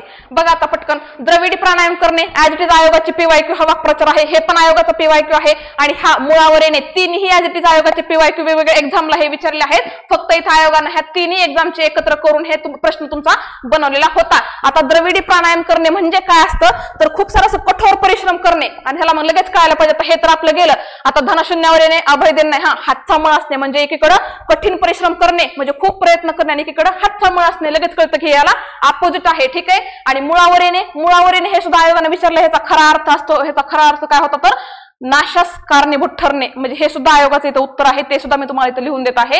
हे आयोगानं फक्त इथं समानार्थी म्हणजे ओळखले म्हणजे ओळखायला सांगितलेली होती आपल्याला, परंतु इथं आपल्याला आयोगानं विरुद्धार्थी विचारले आहे. मग आता इथं बघा एक तर नाशास कारणीभूत होणे, मग लगेच कळतं की याचं आपल्याला अभय देणे म्हणजे त्याला हे करणे स्थिर म्हणजे काय म्हणतात आश्रय देणे वगैरे आपण म्हणत असतो त्याला. मग खालचे बाकीचे बघायची गरज नव्हती, पटकन बघायचं ना आपल्याला. बीचं 4 कुठं दिसतंय, मग आता आपले 3 होते म्हणजे कटलं नाही, म्हणजे इथं आहे आणि इथं आहे. आपण नंतर मुळावर येण्याचं काय काढलं होतं अभय देणे, मग आता बघा सी ला कुठं 2 आहे, ऑप्शन नंबर 1. तरी पण लगेच पटकन गेला का मग हा पण आपला ऑप्शन. तरी लगेच पटकन आणखीन एक आपलं मनाच्या समाधानासाठी पटकन मग उखळ पांढरे होणे, उकिरडे फुंकणे बरोबर आहे, द्रविडी प्राणायाम करणे, हातचा मासणे बरोबर आहे, मुळावर येणे, अभय देणे बरोबर आहे, आणि राहतच फक्त काय उदरीशन येणे, धनशून्यावर येणे. झाले मित्रांनो आपले 2 मार्क फिक्स.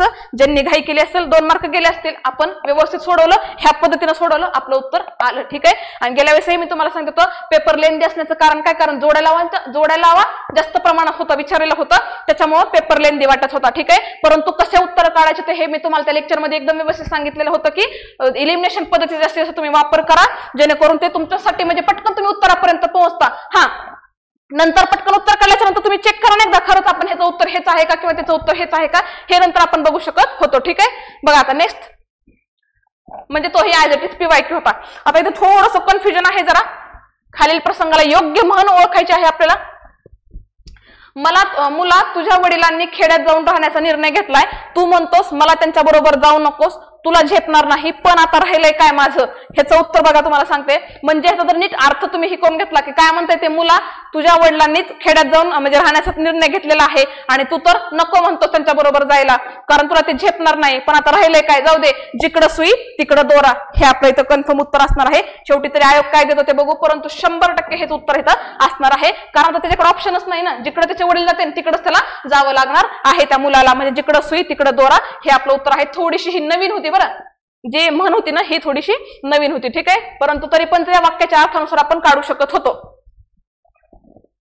इथे थोडीशी मिस्टेक आहे, इथं बस नाही, इथे बटाटा हा शब्द आहे. बघा ओळखायचं काय, देशी शब्द ओळखायचा आहे. आता त्या दिवशी आणखी तुम्हाला सांगितलं होतं मी देशी शब्द सुद्धा सगळे आयोगाचे. आता एक तरी तुम्हाला इथं नवीन शब्द दिसतोय का, भाकरी विचारून झालाय, गाजर विचारून झालाय, बटाटा विचारून झालाय आणि बाजरी विचारून झाली. वेगवेगळ्या एक्झामला हे वेगवेगळे शब्द विचारून झालेले आहेत, म्हणजे नवीन कोणताच इथं शब्द नव्हता आपल्यासाठी. बघा आणि विचारले का आपल्याला देशी शब्द, गाजर हा शब्द आपला कानडी आहे, म्हणजे बघा ऑप्शन नंबर 2 कुठं आहे रे, ब कुठं दिसते आपल्याला, फक्त 1 मध्ये दिसते. ठीक आहे. चला बटाटा हा शब्द पोर्तुगीज आहे, कारण आयोगानं खूप वेळेस हा विचारला आहे, हा येणं गरजेचं आहे आपल्याला. क कुठं दिसतंय का, इथं क होतं, इथं क होतं. ऑप्शन नंबर ड, 1 नंबर वाचायची पण गरज होती, तरी पण लक्षात ठेवा. भाकरी आपल्याला वाटतं की भाकरी हा शब्द देशी असेल, परंतु मित्रांनो भाकरी हा शब्द, भाकरी म्हणा गाजर म्हणा दोन्ही शब्द हे कसे आहेत तर कानडी आहेत. आणि बाजरी हा शब्द मात्र आपला देशी असणार आहे. म्हणजेच आपला ऑप्शन नंबर फक्त आणि फक्त ड हा आपला काय आहे, देशी शब्द आहे. भाकरी, गाजर हे आपले कानडी शब्द आहेत. बटाटा हा आपला पोर्तुगीज शब्द आहे. तिन्ही जवळपास चारही शब्द आयोगाचे विचारून झालेले आहेत वेगवेगळ्या एक्झामला. ठीक आहे, ऑप्शन नंबर आपलं ड. का? कारण फक्त आणि फक्त देशी शब्द विचारला आहे. देशी कोणता आहे आपला? बाजरी हा आहे. बघा आता खालील कोणत्या शब्दांना संस्कृत उपसर्ग प्रत्यय लागलेले आहेत? एवढं आपलं संस्कृत उपसर्ग लागलेले आहेत. इथं मी कसं केलं होतं माहिती का? माझी तुम्हाला थोडक्यात सांगते, मी कधीच हे संस्कृत उपसर्ग वगैरे कधीच पाठ केलं नव्हतं. का? कारण तो टॉपिकच एवढा किचकट वाटायचा ना, असं वाटायचं की ते कसं लक्षात ठेवते, फारसी अरबी कसे लक्षात ठेवायचे, मराठी कसे लक्षात ठेवायचे, हे संस्कृत एवढे मोठे आणि काय 2-4 नाहीये, जवळपास बघायला गेलं तर किती संस्कृत उपसर्ग आहेत, मग ते कसं लक्षात ठेवायचं. तर मित्रांनो मी काय केलं होतं, तर फक्त आणि फक्त जे मराठी उपसर्ग आहेत ना, मराठी उपसर्ग तेवढे पाठ केलते आणि जे फारसी, त्याला म्हणजे फारसी आणि अरबी दोन्ही हे एकच आहेत, तर एवढे फक्त मी पाठ केले होते. आणि मग मी काय म्हटलं, कारण आहेतच फक्त 3 प्रकार ना, तर मग मी काय म्हटलं की जर मी मराठी आणि हे अरबी फारसी पाठ केलेत तर मग मला संस्कृत पाठ करायची गरज आहे का नाही. जर ऑप्शन मध्ये शब्दामध्ये मी बघून काढू शकते की हा हे मराठी आहे, हे अरबी आहे, हे फारसी आहे, तर मग राहिलेले सगळे कोणते असणार आहेत? तर संस्कृत असणार आहेत. हे मी असं केलं होतं, त्याच्यामुळे मी कधीच आणखी संस्कृत उपसर्ग पाठ केलेले नव्हते. आणि आज हा प्रश्न आला ना, तर मी जेव्हा हा प्रश्न बघितला का, तेव्हा बघता क्षणी मी लगेच आणखी माझी ही पद्धत वापरली की मराठी कुठे दिसते, मला माहिती किंवा समजा भर वगैरे हे सगळे काय आहेत तर मराठी आहेत. मला इथं अजान पण, आणि हे अजान आणि अवजड हे आयोगानं खूपदा विचारले आहेत. मराठी उपसर्ग म्हणजे आपल्याला काय विचारलं होतं? संस्कृत विचारले होते, म्हणजे आपले हे ऑप्शन कट होत होता. बघा इथं गैर हे आपले कोणते आहेत तर अरबी आणि फारसी आहेत, म्हणजे हे पण आपलं उत्तर गेलं. आता बघा लाचार, बिनतोड, हे नाराज आणि लाचार दोघं फक्त बिन वरून मला कळत होतं की, कारण हर, दर, बे, बिन, गैर वगैरे हे सगळे आपले अरबी फारसी असतात, म्हणजे हे आपलं ऑप्शन गेलं. वाचायचीच गरज नाही मला, कारण मला माहिती नाही. हे 3 ऑप्शन माझे ह्या अभ्यासाच्या पद्धतीनुसार मी हे 3 ऑप्शन कट केले होते, कारण मी फक्त आणि फक्त मराठी आणि अरबी हे फारसी लक्षात ठेवले होते. संस्कृत मला माहित होतं की, कारण 2 मला पाठ असल्याच्या नंतर मी संस्कृत पर्यंत नक्की पोहोचू शकते. आणि आजही जेव्हा मी हा प्रश्न बघितला, सेम मी तीच पद्धत वापरली आणि मी उत्तरापर्यंत पोहोचले. आपलं उत्तर नंबर ऑप्शन नंबर 1 असणार आहे. आधार, उत्तम, निग्रह हे आपले संस्कृत उपसर्ग लागून तयार झालेले शब्द असणार आहे. ठीक आहे, बाकीच्या प्रत्येक ऑप्शन मध्ये तुम्ही 3 शब्द दिलेत ना, 3 वाचायची गरजच नाहीये. बघा तुम्ही इथं गैर दिसलं, इथं बिन दिसलं, इथं अव दिसलं, कारण अव खूपदा आयोगानं विचारलं आहे, अवजड वगैरे, आणि हे शब्द सुद्धा विचारले आहेत आयोगानं. ठीक आहे, त्याच्यामुळे ऍज इट इज हा PYQ होता. ठीक आहे, बघा अभ्यस्त शब्द डबल आले. दुसरा प्रश्न आहे अभ्यस्त शब्दावरती. आहेतच किती प्रकार? एकूण प्रकार म्हटलं 3 होते. कोणते कोणते? एक तर पूर्ण अभ्यस्त, दुसरा होता अंश अभ्यस्त, आणि तिसरा आहे अनुकरण. म्हणजे असे एकूण 3 तर ह्याचे प्रकार होते. तर पूर्ण अभ्यस्त, आणि जर ह्याचा प्रकार विचारला असता तर आपलं हे उत्तर आता कधी कधी हे तर आपलं आहे, कारण रिकामटेकडे आपल्याला माहिती आहे, आपण गुजराती शब्द आहे तो परभाषेतून. प्रहार हे आपला उपसर्ग साधी शब्द आहे वगैरे. सुखकर हे आपलं म्हणजे ऑप्शन नंबर आपलं 4 नंबर हे उत्तर होतं. आणि जर आयोगानं प्रकार जरी विचारला असता ना, तरी आपला आला असतं प्रकार ह्याचा कोणता होता? पूर्ण अभ्यस्त होता. का? कारण पूर्ण अभ्यस्त शब्दाची व्याख्याच काय सांगते की, जर एकच शब्द 2 वेळेस आला तर ते आपलं पूर्ण अभ्यस्त शब्द असतो, किंवा एकच शब्द जर समजा 2 वेळेस आला आणि त्याला जर च ह्यानं मध्ये जोडलं तर तरीही तो आपला पूर्ण अभ्यस्त शब्द असतो. जसं की आता पैसाच पैसा. ठीक आहे, आता पैसाच पैसा म्हणजे पहिला शब्द पण पैसा आहे, दुसरा पण पैसा आहे, आणि त्याला च ह्यानं आपलं जोडला आहे, तरीही तो आपला पूर्ण अभ्यस्त असतो. किंवा एकच शब्द नुसता आता पैसा पैसा एवढं जर आला असतं फक्त, तरीही ते आपला पूर्ण अभ्यस्त शब्द आला असता. जसं की इथं कधी कधी हे आपलं उत्तर असणार आहे. विचारले काय अभ्यस्त शब्द, परंतु मी तुम्हाला प्रकारासहित सांगितलं की जर प्रकारही विचारला असता, आयोग थोडंसं डीप गेला असतं तर आपलं ते पूर्ण अभ्यस्त शब्द असतं. ठीक आहे, खूप सोपा होता प्रश्न हा सुद्धा. योग्य जोडा लावा. आत्ताचा 2022चा पेपर बघा, तिथे अनालिसिस व्यवस्थित केलेला आहे. ऍज इट इज तत्सम शब्द हे पुष्प, कन्या वगैरे ऍज इट इज विचारलेले आहे. ठीक आहे, तरी बघा आता आपण जोड्या लावायच्यात. आपल्याला जोड्या लावायचा प्रश्न मला सगळ्यात जास्त आवडतो. का? कारण एलिमिनेशन पद्धतीत आपण लगेच वापरू शकतो. तत्सम शब्द मला माहिती पुष्प, कन्या, नदी, कारण पुष्प, कन्या हे तर आत्ता जस्ट विचारले आहेत. 1चं 3 दिसतंय का? कुठं दिसलं मला? ऑप्शन नंबर 2, 4, म्हणजे 1चं काही संबंध नाही आपला, ऑप्शन नंबर 3चा काही संबंध नाही. निम्म आपल्या डोक्यावरचा जो कमी झालेला आहे, फक्त आता ऑप्शन नंबर 2 आणि ऑप्शन नंबर 4 कडे आपल्याला बघायचं आहे. बघा लगेच तद्भव शब्द बघा. आता तुम्हाला सांगू काय, भाऊ आणि ओठ आणि हे पान हे शब्द आयोगाने एवढ्या वेळेस रिपीट केलेले आहेत ना, खूप वेळेस हे रिपीट केलेले आहे, त्याच्यामुळे लगेच मला कळालं की तद्भव शब्द किंवा जर लगेच बघा ना औष्ठ्यापासून ओठ म्हणजे औष्ठ्य हे काय आहे आपला तत्सम शब्द आहे, ओठ हे काय आहे आपलं तद्भव शब्द आहे. याच्यावर नाही कळालं बीचं कुठं 4 दिसत. आता 1 नंबर आणि 3 नंबर तर आपला ऑप्शन कट झालेला आहे, एकच ऑप्शन राहिलेला आहे जिथं की बीचं 4 आहे, म्हणजे ऑप्शन नंबर आपला 4 कट झाला. आता ऑप्शन नंबर 2 पटकन एकदा बघायचं की तत्समला 3च आहे का, तद्भवला 4च आहे का, देशीला 1च आहे का, परभाषेला 2च आहे का, मग उत्तरला टिक करायचं आणि पुढे आपण जाऊ शकतो. बघा मग तत्सम शब्द पुष्प, कन्या, नदी बरोबर आहे, तद्भव भाऊ, पान, ओठ बरोबर आहे. आता आपण सी ला 1 बघायचं आपल्याला, धोंडा, ढेकून आणि बाजरी हे पण बरोबर आहे, आणि परभाषीय म्हटलं तर राहिलेलं मग एकच, तिकीट, बटाटा, सामान वगैरे. आणि तुम्हाला माहिती आताच बघा जो आपला पहिला दुसरा शब्द आहे सामान, जो की आयोगाने विचारला आहे, ठीक आहे, आताच ह्याच पेपरमध्ये हाच डबल रिपीट केलेला आहे शब्द सामान, ठीक आहे, किंवा बटाटा हा पण शब्द हे केलेला आहे, आणि तिकीट हे तिन्ही शब्द ह्याच पेपरला आयोगाने आता विचारलेले आहेत, हे सुद्धा तुम्हाला मी सांगेल, ठीक आहे. म्हणजे अशा पद्धतीने आपण पटकन हे एलिमिनेशन पद्धतीनं एकदम सोप्या पद्धतीने हे उत्तर आपण काढू शकत होतो, ठीक आहे. बघा आता नेक्स्ट आहे शुद्ध लेखन नियमानुसार आपल्याला काय ओळखायचं होतं, अचूक शब्द गट ओळखायचं होतं आपल्याला शुद्ध लेखन नियमानुसार. बघा कधी कधी तर लक्षात ठेवा, चला चुकीचं ओळखायचंय का अचूक, हे सुद्धा आपल्यासाठी खूप महत्वाचं असतं. बघा आता हे उहापोह, नाविन्य, उत्कृष्ट, थोडक्यात सांगायचं म्हटलं तर हे सगळे काय आहेत, PYQ आहेत हे शब्द. परंतु तरी पण जर काय आता जे नवीन विद्यार्थी असतील ज्यांनी की PYQ व्यवस्थित वाचलेलं नसेल, मग त्यांच्यासाठी हा प्रश्न कसा सॉल्व्ह करायचा, तर माझी नजर फक्त एका शब्दाकडे गेली की जर आपण मोठे मोठे शब्द बघण्यापेक्षा आपण छोटा छोटा शब्द बघू शकतो, जेणेकरून आपण उत्तरापर्यंत पटकन पोहोचू शकतो. खालून चला ना, उष्ण, मला एवढं कन्फर्म कळाले की उष्ण काय आपण असं लिहितो का, नाही, उष्ण आपण कसं लिहित असतो, असं लिहित असतो. आणि जे की आपल्या रोजच्या वापरातला हा शब्द आहे, मला एकावरूनच कळाले की ऑप्शन नंबर डी तर नाही, आपल्याला ओळखायचे अचूक. इथं मित्रांनो डी आहे, गेलं इथं सर्व मध्ये पण डी येणार. आता फक्त आपला इथं पण ए आहे, इथं पण ए आहे, बघा इथं लक्षात ठेवा. मग आता उत्तर कसं काढायचं, इथं पण बी होतं, इथं पण बी होतं, मग मला सांगा ऑप्शन नंबर ए आणि बी बघायची गरज होती का आपल्याला, फक्त आणि फक्त ऑप्शन नंबर आता सी बघायचे, जेणेकरून आपल्या उत्तरापर्यंत पोहोचायला फक्त आपला ऑप्शन नंबर सी बघायचा होता. आणि बघा मग आता इशारा, अलीकडे आणि वाङ्मय हे थोडंसं हे झालंय, परंतु वाङ्मय हे बरोबर आहे, हे असं असतं वाङ्मय, ठीक आहे, हे असं, तर हे आपलं बरोबर आहे, म्हणजे आपलं सी बरोबर आहे, म्हणजे आपलं उत्तर ऑप्शन नंबर 3 असणार होतं. म्हणजे मला सांगायचा उद्देश एकच की जर तुम्ही फक्त उष्ण बघितलं असतं, कारण तुम्ही जर ज्यांचं PYQ अनालिसिस आहे ना व्यवस्थित, किंवा ज्यांनी क्वेश्चन पेपर व्यवस्थित बघितलेले असतील ना, त्यांना लगेच कळालं असेल की हे उहापोह, मथितार्थ, घनश्याम हे सगळे आतापर्यंत आयोगाने प्रश्न विचारून झालेले आहेत.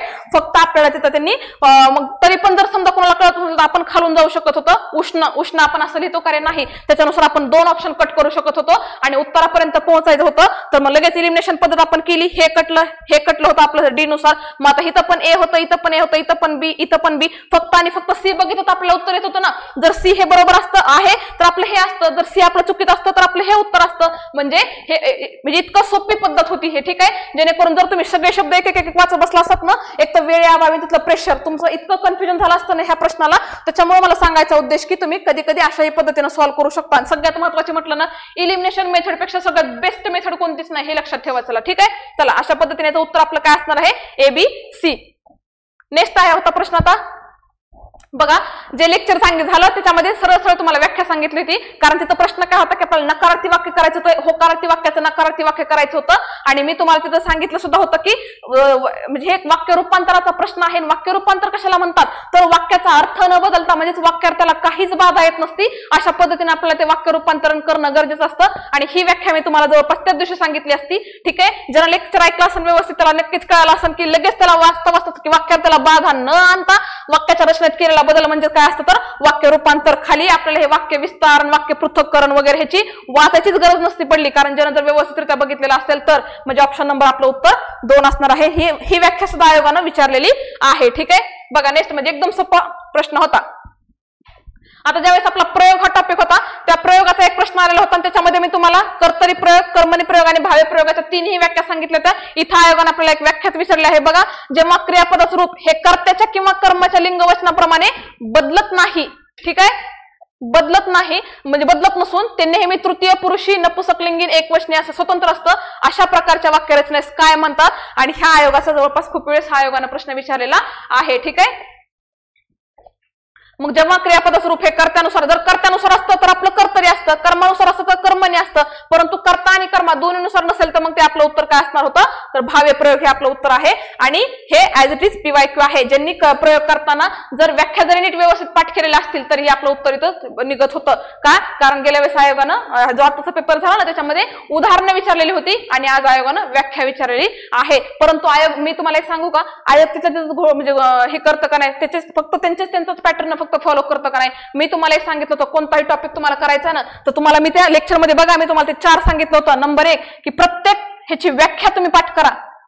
व्याख्या झाल्याच्या नंतर प्रत्येकाची उद्दिष्टे किंवा त्याला आपण काय म्हणत असतो वैशिष्ट्ये म्हणत असतो ते पाठ करा, हेही तुम्हाला सांगितलं होतं. आणि त्याच्यानंतर मग सगळ्याचे काही प्रकार वगैरे असतील ना तर ते प्रकार वगैरे सगळे पाठ करा. हे मी तुम्हाला सगळं असं सिरियलनं तुम्हाला म्हणलं नव्हतं का, स्टेप बाय स्टेप या. आणि हे मी तुम्हाला लिहून सुद्धा दिलं होतं. प्रत्येकाच्या व्याख्या आणि त्याची उद्दिष्टे आणि त्याचे प्रकार आणि त्याचे उदाहरणं याच्यावरून आयोग म्हणजे त्याचे जे 4 नंबर आहेत ते उदाहरण म्हणजे ह्याच्या बाहेर आतापर्यंत आयोग जातच नाही. का? कारण ही आतापर्यंत आयोगाचीच पद्धत आहे हे प्रश्न विचारण्याची. जर एखाद्या पेपरला आयोगानं व्याख्या विचारली असेल, दुसरा वैशिष्ट्य उद्दिष्ट विचारतो. जसं की बघितलं नाही का आपण आता 2022चा जो पेपर झाला 1 तारखेला, आता तो 23ला झालेला आहे परंतु 2022चाच होता ना, तर त्याच्यामध्ये केवळ प्रयोगी अव्ययाची उद्दिष्ट विचारली होती आणि ह्या पेपरला आयोगानं केवळ प्रयोगी अव्ययाचं उदाहरण विचारले आहेत. म्हणजे सांगायचा उद्देश आहे की आयोग ह्या 4 गोष्टी व्यतिरिक्त कुठंच बाहेर फिरत नाही. त्याच्यामुळे म्हणते आपण पण अभ्यास करत असताना आपली पण ह्या स्टेप लक्षात ठेवणं गरजेचं आहे. अगोदर व्याख्या सगळ्याच्या पाठ करा. बघा आताच आपण वाक्य रूपांतराची व्याख्या बघितली. लगेच आता भाव्य प्रयोगाची व्याख्या आहे. गेल्या पेपरला उद्दिष्ट विचारलेली होती, जसं की देवनागरी लिपीची उद्दिष्ट विचारली होती, केवळ प्रयोगी अव्ययाची उद्दिष्ट विचारलेली होती. लगेच प्रकार तर प्रत्येक पेपरमध्ये असणार. तर शेवटी उदाहरणं, सगळे उदाहरणावरूनच आपण म्हणजे सगळे उदाहरणं एवढे फक्त 4च गोष्टी आयोग फॉलो करतं आणि त्याही आपल्याला फक्त फॉलो करायच्या आहे. त्याच्या बाहेर प्रश्नच नाही ना, एवढंच फक्त करत चला. ठीक आहे, त्याच्यामुळे हेही आपलं एकदम सोपं होतं म्हणजे ऍज इट इज PYQ होता. ठीक आहे, आता बघा इथं थोडंसं विद्यार्थ्यांना कन्फ्युजन झालं असेल. बघा क्रियेचं पूर्णत्व हा क्रियापदाचा अर्थ असतो तेव्हा कर्मणी प्रयोगाचा कोणता उपप्रकार आहे. मी एका शब्दाला फक्त अंडरलाईन केलं असतं, क्रियेचं पूर्ण म्हणजे क्रिया पूर्ण झाली. मग आता बघितलं असतं की खालीलपैकी कोणते असे 4 हे प्रकार दिलेले आहेत याच्यामध्ये क्रिया पूर्ण होती. लगेच मला कळतं की समापन. आणि जर असं उदाहरण कळत नसेल लगेच एक उदाहरण घेऊन बघा. उदाहरण जे की आयोगाचंच घेत आहे मी. आजोबांचा पेपर वाचून झाला.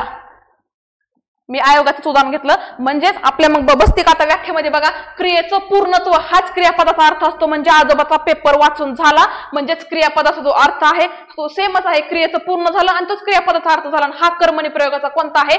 शक्य कर्मणीची तुम्हाला गेल्या वेळेस व्याख्या सांगितली होती. कर्त्याला क्रिया आता स्वतः करवते हे होती. पुराण कर्मणी जे की करीजे बोलीजे जाईजे म्हणजे संस्कृत मधून ते घेतलेलं असतं क्रियापद. त्याचा काय संबंध होता? प्रधान कर्मणीचाही काही संबंध होता. म्हणजे आपला ऑप्शन नंबर कोणतं होतं? समापन कर्मणी. का? कारण समापन कर्मणी ही एकमेव असा प्रकार आहे कर्मणी प्रयोगाचा जिथं की क्रियेचं पूर्णत्व झालेलं असतं, ज्याला की साचीचे म्हणजे षष्टीचा प्रयोग लागलेला असतो आणि क्रियापद हे आपलं भूतकाळी असतं. ठीक आहे, थोडंसं आयोगानं बघा म्हटलं ना आणखीन ह्याची काय विचारली आहे तर व्याख्याच विचारलेली आहे. गेल्या इथून मागच्या एक्झामला आयोगाने उदाहरणं विचारले होते. जसं असा सरळ हा प्रश्न होता, आजोबांचा पेपर वाचून झाला, खाली ऑप्शन हेच सांगा मग कोणतं आहे कर्मणी प्रयोगाचं. लगेच आपल्याला कळतं की समापन कर्मणी आहे. म्हणजे एवढं सोपं आहे. फक्त आणि फक्त मी म्हटलं ना आयोग तिथंच फिरतं. व्याख्या विचारली एखाद्या एक्झामला लगेच त्याच्यावर नंतर कधी कधी उदाहरणं विचारतं. सेम आहे. आता गेल्या एक्झामला आपल्याला उदाहरण होतं आणि इथं व्याख्या विचारली आहे. ठीक आहे, बघा पण ऍज इट इज PYQ आहे. फक्त तुम्हाला थोडंसं त्यांनी हे केलेलं होतं. आता इथं काय एखाद्या म्हणीतील डॅश डॅश हा त्या म्हणीचा आत्मा असतो. थोडासा प्रश्न फिरवलेला आहे. हेच उत्तर यायला पाहिजे. ध्वनी अलंकार उच्चार हे आपलं काहीच इथं संबंध नव्हता. ठीक आहे, म्हणजेच एखाद्या म्हणीतील अनुभव हा त्या म्हणीचा आत्मा असतो. हे आपलं कन्फर्म उत्तर आहे. शेवटी बघू तरी आणखीन आयोग काय देत होते. आता सगळ्यात महत्वाचं खूप किचकट होत्या ह्या म्हणी. ठीक आहे, परंतु जर योग्य म्हणजे माइंड जर आपलं व्यवस्थित असेल ना आपण पोहोचू शकत होतो. आता आपल्याला इथं योग्य जोड्या जुळवायच्या होत्या. काय ह्याच्या समानार्थी म्हणी जुळवायच्या होत्या. आता पहिला जो आपण ऑप्शन बघितला होता बघा तिकडं म्हणजे पहिला प्रश्न आता बघितला होता तर विरुद्धार्थी वाक्प्रचार होते. आता इथे आपल्याला समानार्थी आहेत. हे सगळ्यात महत्वाचं गरजेचं आहे की नेमकं विचारले काय समानार्थी म्हणीच्या आपल्या योग्य जोड्या जुळवायच्या आहेत. मग आता आपण प्रश्नाकडे यायचं असतं कधी पण. ठीक आहे, अगोदर वरचा प्रश्न क्लिअर झाल्याच्या नंतर खाली आपण यायचं असतं. बघा आज अंबारी तर उद्या झोळी धरी. मग आता हे मला कळतंय. मग आता मी इकडं 4 पैकी फक्त बघणार की ह्याला कोणती साजेसी किंवा कोणती समानार्थी किंवा कोणती त्या अर्थाची म्हण मला असं वाटत असेल तर मला कळतं खोड जडली बालपणे सुट्टा सुट्टे ना हे येऊ शकत नाही. राखणदार दारात नाही चोर शिरला घरात नाही. असेल तेव्हा दिवाळी नसेल तेव्हा शिमगा. मग मी इथं थोडासा विचार करल आज अंबारी उद्या झोळी धरी. असेल दिवाळी म्हणजे असेल तेव्हा दिवाळी नसेल तेव्हा शिमगा. मला समानार्थी थोडी थोडी वाटत आहे ना. आणि मनात मनोरे पुढे ताटकोरे ह्याचा काही संबंध येऊ शकत नाही. म्हणजे मला कन्फर्म कळाले की ते 3 आहे. कन्फर्म कळाले की 1 चं 3 आहे. चला करा 4 नंबर कट. 3 3 3. ठीक आहे. बघा आता मनसुबे केल्याने दिवस निघून गेले. ठीक आहे. म्हणजेच काय तर आता ह्याचा जो मनसुबे केल्याने दिवस निघून गेले म्हणजेच मनात मनोरे आणि पुढे ताटकोरे म्हणजे बघायचं 4 कुठं दिसते म्हणजे हे तर आपला ऑप्शन नंबर कटला. इलिमिनेशन पद्धत ही खूप महत्वाची आहे बरं का. आणि जर तुम्हाला हे थोडंसं अवघड वाटत असेल दुसरं तिसरं बघा ना तुम्ही काडी चोर तो माडी चोर म्हणजे इथं काय लक्षात ठेवायचं होतं की जो काडी चोर असतो म्हणजे अगोदर तो लहान असतो. ठीक आहे. काडी म्हणजे लहान असती ना आणि माडी म्हणजे मोठी असते. याच्यावर पण आपण ओळखू शकत असतात. म्हणजेच आपण असं पण ह्याचा अर्थ काढू शकत होतात की अगोदर काडी चोर असतो नंतर माडी चोर असतो. म्हणजे जी खोड त्याला बालपणी लागलेली असती तर ती सुटता सुटत नसते. हे आपण त्याला समानार्थी म्हणून घेऊ शकत होतो. बघा ना कन्फर्म 3 चं 1 तर आहे ना. मग बघा जर तुम्हाला हे बाकीचे वरची 1 नंबर हे बी नंबर 4 नंबर थोड्याशा नवीन आहेत सोडून द्या ना. ऑप्शन नंबर फक्त एकच असा आहे जिथं की सी ला 1 नंबर आहे. इथं 4 होतं इथं 2 होतं इथं 2 होतं. आपलं काही गरजच नव्हतं ना.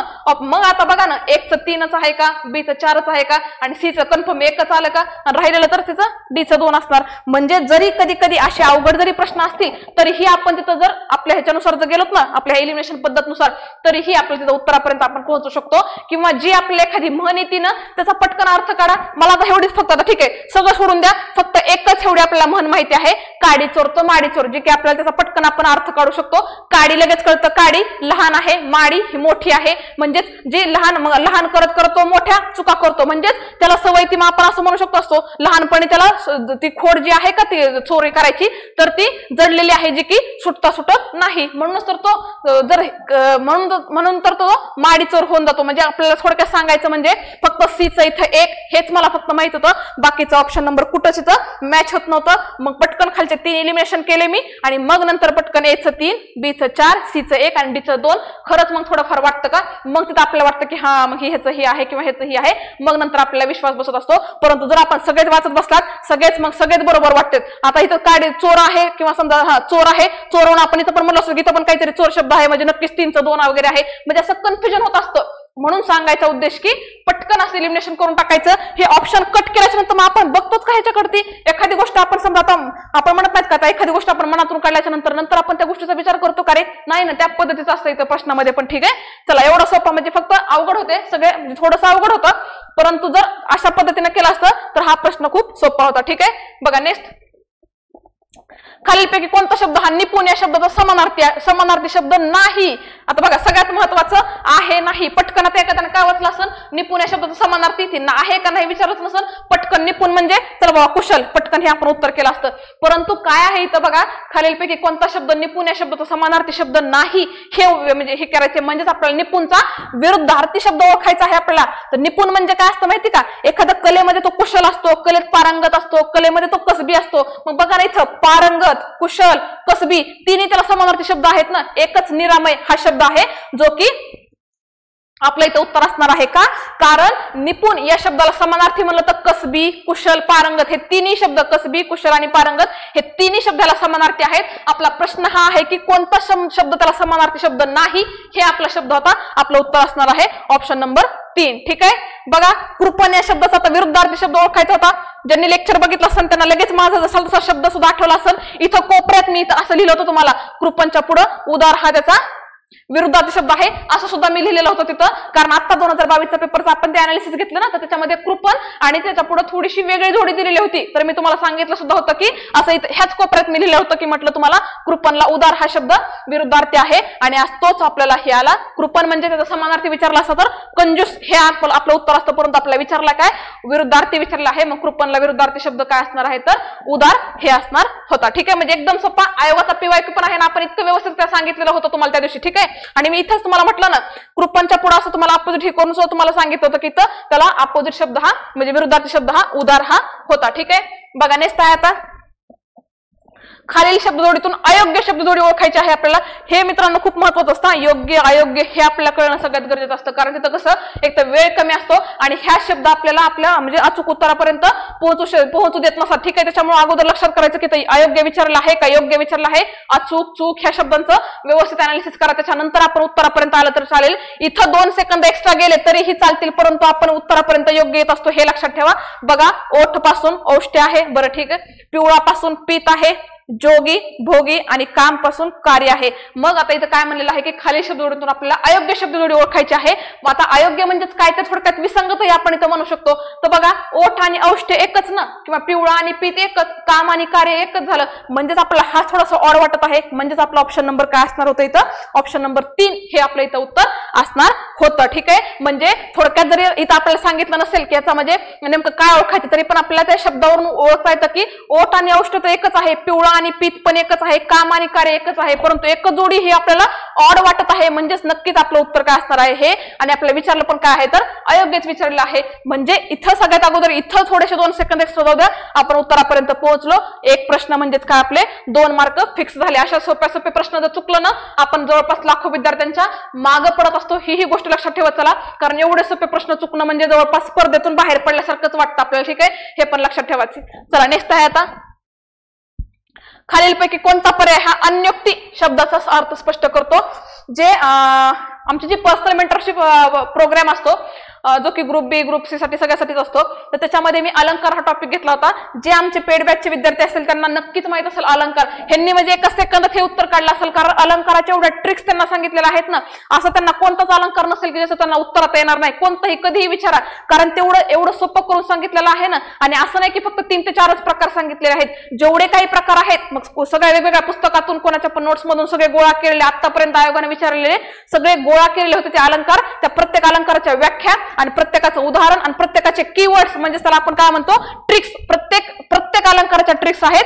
त्या विद्यार्थ्यांना व्यवस्थित माहित असेल की कशा पद्धतीने अलंकार टॉपिक शिकवलेला होता. त्यांना गरजच नव्हती. अन्योक्तीचं सुद्धा मी त्यांना उदाहरण सांगितलं होतं की लेखी बोले सुने लागे, म्हणजे बोलायचं असतं एकाला परंतु उगाच दुसऱ्याला उद्देशून बोललं जातं. मग लगेच आपल्याला कळतं की एकाला उद्देशून कोणाला बोलायचं असतं रे, दुसऱ्याला बोलायचं असतं. म्हणजे खालचे option number 1, option number 3, option number 4 काहीच गरज नव्हती. तिथी वार न ठरवता आलेला आपल्याला माहित आहे ते आगंतुक वगैरे असतो. ठीक आहे, एकाच वेळी अनेक गोष्टीत वगैरे लक्ष देणारा अष्टावधानी हे पण आयोगाचे हे आहेत. म्हणजे थोडक्यात सांगायचं हे 3 आणि 4 तर आपल्या इथेच कटत होतं, परंतु आपल्या ह्याचे अर्थ वगैरे पाठ करायची गरज आहे का, किंवा तिथं एवढं डोकं लावायची गरज होती का आपल्याला, नाही. आपल्याला फक्त काय विचारलं आहे, अन्योक्ती शब्दाचा आपला अर्थ विचारायला होता, जे की आपलं एकाला उद्देशून दुसऱ्याला बोलायचं असतं. उदाहरण मी लगेच सांगितलं होतं त्यांना, जे की उदाहरण असे सांगितलं होतं जे की आपल्या घरगुती भाषा सांगितली होती, जेणेकरून ते व्यवस्थितरित्या कळत असतात. जसं की आता आपली आई असते, आपल्या आईला बोलायचं असतं, कुणाला सुनेला बोलायचं असतं, परंतु ती लेकीवरती घालून तिला बोलत असते. म्हणजेच उद्देशून कुणाला बोलत असते, एकाला उद्देश बोलत असते, परंतु ते दुसऱ्याला ते लागलं पाहिजे अशा टाईपचं बोलत असते आपली आई. हे सुद्धा मी आमच्या तिथं म्हणजे विद्यार्थ्यांना उदाहरण सांगितलं होतं. असे प्रत्येक अलंकार होते, प्रत्येक अलंकारचा एक कीवर्ड्स म्हणजे ट्रिक सांगितलेले आहे. पोरांना मुखपाठच झालेला आहे. सगळ्यांचा एकच प्रश्न होता की नेमका अलंकार पाठ कसा करायचा, तर ते आणि एकच टॉपिक म्हणून नाही, प्रत्येक टॉपिकचं हेच आहे. कोणताही टॉपिक असो, समास असो, अलंकार असो, संधी सहित तुमचा संधी तर विद्यार्थी काही काही तेवढी किचकट आहे म्हणून डायरेक्ट स्किप करतो तो टॉपिक, परंतु एवढ्या छान पद्धतीने तिथं घेतलेला होता आपण टॉपिक. ठीक आहे, फक्त आयोगाच्या जे प्रश्नपत्रिका असतात त्याचं अनालिसिस करून सगळ्या गोष्टी आम्ही घेत असतो. ठीक आहे, बघा हा मग इथं तुम्हाला ऑप्शन नंबर 1, ऑप्शन नंबर 3, 4 तर त्याचा संबंधच नव्हता. ऑप्शन नंबर आपलं 2 हे आपलं उत्तर इथं होतं. ठीक आहे, म्हणजे एवढा सोपा हा शब्द होता, प्रश्न होता. ऍज इट इज बघा, दुःखामुळे सोडलेला दीर्घ श्वास ह्याला आपल्याला योग्य हे एक शब्द समूह आहे, ह्याच्यासाठी आपल्याला योग्य शब्द ओळखायचा होता, ज्याचं की उत्तर आपलं सुस्कारा आहे. ठीक आहे, कुणाला तरी ऑप्शन नंबर 2 आणि ऑप्शन नंबर 3 मध्ये थोडंफार कन्फ्युज झालेलं असेल, परंतु मित्रांनो लक्षात ठेवा हा आयोगाचा ऍज इट इज PYQ आहे. ओके, खूप सोपा होता हा. आता बघा, वाक्याचा कर्ता व कर्त्यानंतर येणारं नाम दोघंही जर एकच व्यक्ती असतील किंवा वस्तू असतील तर त्या कर्त्यानंतर येणारं नाम हे काय करत असतं, कर्मपूरक असतं का विधेयपूरक असतं का विधीपूरक असतं का आधारपूरक असतं. मित्रांनो आता जो पेपर झाला त्याचं मी तुम्हाला सांगितलं होतं, 4ही व्याख्या सांगितल्या होत्या. कर्मपूरक सोडता विधीपूरक कशाला म्हणायचं, विधेयपूरक कशाला म्हणायचं, विधानपूरक कशाला म्हणायचं, आधारपूरक. एवढंच नव्हे तर तुम्हाला इथं उदाहरण सुद्धा दिलं होतं की कृष्णा मिळाली कोयनेला वगैरे. ठीक आहे, किंवा मिळण्याची जागा किंवा भेटण्याची जागा, किंवा समजा एखादं स्थळ मी मुंबईला गेलो वगैरे तुम्हाला सांगितलं होतं उदाहरण मी. ठीक आहे, ऍज इट इज हे आधारपूरक आपलं गेलं तर आपलं उत्तर हे काय असणार आहे, तर विधीपूरकचं हे काम करत असतं. का, कारण जो वाक्यातली कर्ता असतो आणि वाक्याच्या कर्त्यापुढे जे पण काही नाम येत असतं ना, तर ते दोन्ही मिळून जर एकच व्यक्ती असेल किंवा एकच गोष्ट असेल किंवा कोणती एकच काही असेल ना, तर ते आपलं विधीपूरकाचं काम करत असतं. किंवा तुम्हाला मी उदाहरण सुद्धा एक दिलं होतं की फक्त लिहून दिलं नव्हतं, असं तुम्हाला सांगितलं होतं, कालिदास कवी होता, जे की आयोगाचं हे उदाहरण आहे. कालिदास कवी होता. म्हणजेच कालिदास आणि कवी मित्रांनो हे दोन्ही गोष्टी एकच आहेत का नाही? कालिदासलाच कवी म्हणतात का नाही? म्हणजे जर वाक्यातील जे कर्ता आहे, कर्ता आणि कर्त्यानंतर येणारं जे नाम आहे, हे जर दोन्ही एकच व्यक्ती असेल किंवा एकच वस्तू असेल तर आपलं ते, आणि मग ते कर्त्यानंतर येणारं जे नाम आहे, बघा कर्त्यानंतर येणारं जे नाम आहे तर त्याला आपण काय म्हणत असतो? विधिपूरक म्हणत असतो. म्हणून ह्या वाक्यामध्ये हे काय करत आहे तर हे म्हणजे याची डेफिनेशन काय आहे तर ते विधिपूरकाचं काम करत आहे. म्हटलं ना, इथं गेल्या वेळेस आयोगानं उदाहरण विचारलं होतं, आता डेफिनेशन विचारले आहे. म्हणजे तुम्ही बघत चला क्रम, फक्त डेफिनेशन ह्याला विचारली, पुढच्याला नक्कीच उदाहरण असणार. म्हणजे आयोग त्यांचा पॅटर्न काही चेंज करत नाही. फक्त आपण म्हणत असतो काय, आता पॅटर्न खूप चेंज झाला आहे, म्हणजे आता प्रश्नांची जी लेवल आहे ती पण सगळी वेगळीच असणार की काय. परंतु मी तुम्हाला त्या दिवशी सुद्धा सांगितलं होतं की प्रश्न चेंज होणार नाहीत किंवा जो प्रश्नाचा पॅटर्न आहे तो काहीच चेंज होणार नाही. चेंज काय होणार आहे तर ती फक्त प्रश्नांची संख्या, तीही मराठीची तर नाहीच, मराठी असंही पहिलं 50लाच होतं, आताही 50लाच आहे. फक्त इंग्लिशची संख्या चेंज झाली आहे. कारण पहिलं 30 मार्काला इंग्लिश होतं आणि जवळपास ते जे 20 होते ना प्रश्न, ते कुठं मग ते करंट होतं, त्याच्यामध्ये कम्प्युटर होतं, आरटीएस आरटीआय वगैरे असे ते इन्व्हॉल्व होते. फक्त आता हे बाकीचं मग सगळं दुसऱ्या पेपरला गेलेलं आहे. ह्याच्यामध्ये पॅटर्न काहीच चेंज नाही, फक्त प्रश्नांची संख्या चेंज होती. परंतु काही काही विद्यार्थ्यांना तो गोड गैरसमज होता की आता पॅटर्न चेंज झालाय म्हणजेच काय असणार आहे तर प्रश्नांची जी लेवल आहे किंवा प्रश्नाचा जो पॅटर्न आहे तो सुद्धा आयोग चेंज करेल. परंतु मित्रांनो तसं काहीच झालेलं नव्हतं. ठीक आहे, बघा आता नेक्स्ट आहे, खालीलपैकी क्रियापदाचे वैशिष्ट्य कोणते आहेत? हा प्रश्न मी तुम्हाला आधी सांगते, थोडासा संदिग्ध आहे. संदिग्ध म्हणजे आता ह्याच्यावर आयोग काय उत्तर देईल हे महत्वाचं आहे. सध्या तर बघा, आता धातू म्हणजे क्रियावाचक मूळ शब्द आहे, हे वाक्य बरोबर आहे. धातू ही विकारी शब्द जाती आहे, हेही वाक्य बरोबर आहे. क्रियापदे वाक्यातील क्रिया दाखवतात, हे तर आपल्याला कन्फर्मच माहित आहे. आणि क्रियापदामुळेच वाक्य पूर्ण होतं, हेही आपल्याला कन्फर्म माहित आहे. म्हणजेच आपलं उत्तर काय असणार आहे तर वरीलपैकी सर्व बरोबर. परंतु त्यांनी प्रश्न काय विचारलाय, क्रियापदाची वैशिष्ट्ये कोणती आहेत? फक्त आणि फक्त इथं क्रियापदाची वैशिष्ट्ये सांगितलेली आहेत. त्याच्यामुळे इथं धातू ह्याच्याबद्दल थोडंसं बोललेलं आहे. त्याच्यामुळे ऑप्शन नंबर 1 तर इथं सी डी हे तरी येऊ शकतं, नाहीतर ऑप्शन नंबर वरीलपैकी सर्व येऊ शकतं. कारण जर फक्त क्रियापदाचीच विचारले असेल तर क्रियापद वाक्याची क्रिया दाखवतात बरोबर आहे आणि ते वाक्याचा अर्थ पूर्ण करतात, हे सी आणि डी दोन्ही बरोबर आहे. परंतु जर आता शेवटी आयोगाचं त्यांना म्हणजे आपण हे करू शकत नाही, आयोग जे उत्तर देईल तेच आपल्याला मान्य करावं लागेल. तरी सध्या हे करू नका, ज्याचं सी आणि डी ज्यांनी केलेलं आहे तेही आयोग कदाचित बरोबर देऊ शकतो किंवा ज्यांनी सर्व म्हणजे वरीलपैकी सर्व पर्याय बरोबर केलेला आहे त्याचाही आयोग देऊ शकतो. शेवटी जो तो पेपर सेट करणार आहे त्याचा ह्या प्रश्नामागचा म्हणजे काय माइंड होता किंवा काय उद्देश होता हे त्यांना माहित असतं. फक्त आपलं काम काय आहे, हे बघा आता कोणताही पेपर असो त्या पेपरमध्ये तुम्हाला 4 ते 5 असे प्रश्न दिसणार जे की संदिग्ध असणार किंवा समजा आपलं उत्तर एकच असतं, आयोग उत्तर एकच देतं. जसं की मी तुम्हाला सांगितलं 2022 कालच्या पेपरला सरळ सरळ आवृत्तीवाचक क्रियाविशेषण म्हणजे आवृत्तीवाचक विशेषण आयोगाने चुकीचं दिलेलं आहे. पहिला, दुसरा, तिसरा हे उत्तर दिलेलं आहे आणि आपल्याला कन्फर्म माहिती की पहिला, दुसरा, तिसरा हे काय आहे आपलं क्रमवाचक आहे आणि ते आयोगाने इथं चुकीचं दिलेलं होतं. मग तरीही आपलं ऍक्सेप्ट करावंच लागतं. शेवटी आता बघू दुसऱ्या कीनं बदलून येतं का ते. ठीक आहे, पण सांगायचा उद्देश की अशा 2 ते 3 प्रश्न आपले असतात जे की आपण शेवटी ते पूर्णतः आयोगच त्याचं खरे उत्तर देऊ शकतो. आपण एक फक्त त्याचा अंदाज बांधू शकतो. ठीक आहे, बघा नेक्स्ट बघा, परवा वडिलांनी मुंबईहून एक सुंदर तैलचित्र अगदी स्वस्तात आणलं. वाक्य प्रकार ओळखायचा होता. आता मला सांगा, मी तुम्हाला मगाशीच व्याख्या सांगितली होती, वाक्य ओळखायचं कसं? जर केवळ वाक्य असेल तर वाक्यामध्ये फक्त आणि फक्त एकच कर्ता असतो आणि एकच क्रियापद असतं. ठीक आहे, मग आता आणि जर मिश्र वाक्य म्हणलं जे पण काही गौणत्व सूचक उभयान्वय अव्यय असतील त्यांना जोडलेलं असेल तर आपलं मिश्र वाक्य असतं. संयुक्त म्हटलं जे पण काही प्रधानत्व सूचक उभयान्वय अव्ययाने जोडलेले असतील तर ते आपले संयुक्त वाक्य तयार होत असतं. मग वाक्य वाचा, परवा वडिलांनी मुंबईहून एक सुंदर तैलचित्र अगदी स्वस्तात आणलं. याच्यामध्ये कुठंच कशानंच कोणतेच वाक्य काही जोडलेलं नाही. म्हणजेच आपलं कन्फर्म ऑप्शन नंबर किती असणार आहे? 3 असणार आहे. प्रश्नार्थीचा काय संबंध होता? वाक्यामध्ये काय प्रश्न आहे का? एखादा ऑप्शन असं टाकला जातो ना, फक्त टाकायचा म्हणून टाकला जातो, परंतु आपण तिथं फक्त आपल्याला कन्फ्युज करण्यासाठी टाकलं जातो. ठीक आहे, मग बघा, परवा वडिलांनी मुंबईहून एक सुंदर तैलचित्र अगदी स्वस्तात आणलं. हे आपलं ना मिश्र आहे ना संयुक्त आहे, आपलं काय आहे तर हे केवळ वाक्य असणार आहे. कारण वाक्यामध्ये फक्त आणि फक्त एकच कर्ता असतो आणि एकच क्रियापद असतं, तर ते आपलं वाक्य केवळ वाक्य असतं. ठीक आहे, बघा नेक्स्ट एकदम सोपा होता. पुढील पैकी संकेतार्थी वाक्य ओळखायचं होतं. संकेतार्थी, स्वार्थी, आज्ञार्थी, विद्यार्थी तुम्हाला मगाशी सांगितलं ओळखायचं कसं. संकेतार्थी म्हटलं जर तर काही अट असते वगैरे. बघा ऑप्शन नंबर 1च आहे, वडिलांनी पैसे दिले असते तर परीक्षा शुल्क भरले असते. खालचं मला ऑप्शन 3 वाचायची गरजच नाही, कारण मला पहिल्याच ऑप्शन मध्ये माझं उत्तर सापडलं ना. आता पहिल्याच ऑप्शन मध्ये जर उत्तर असेल तर खालीचे 3 ऑप्शन वाचायची गरज आहे का रे?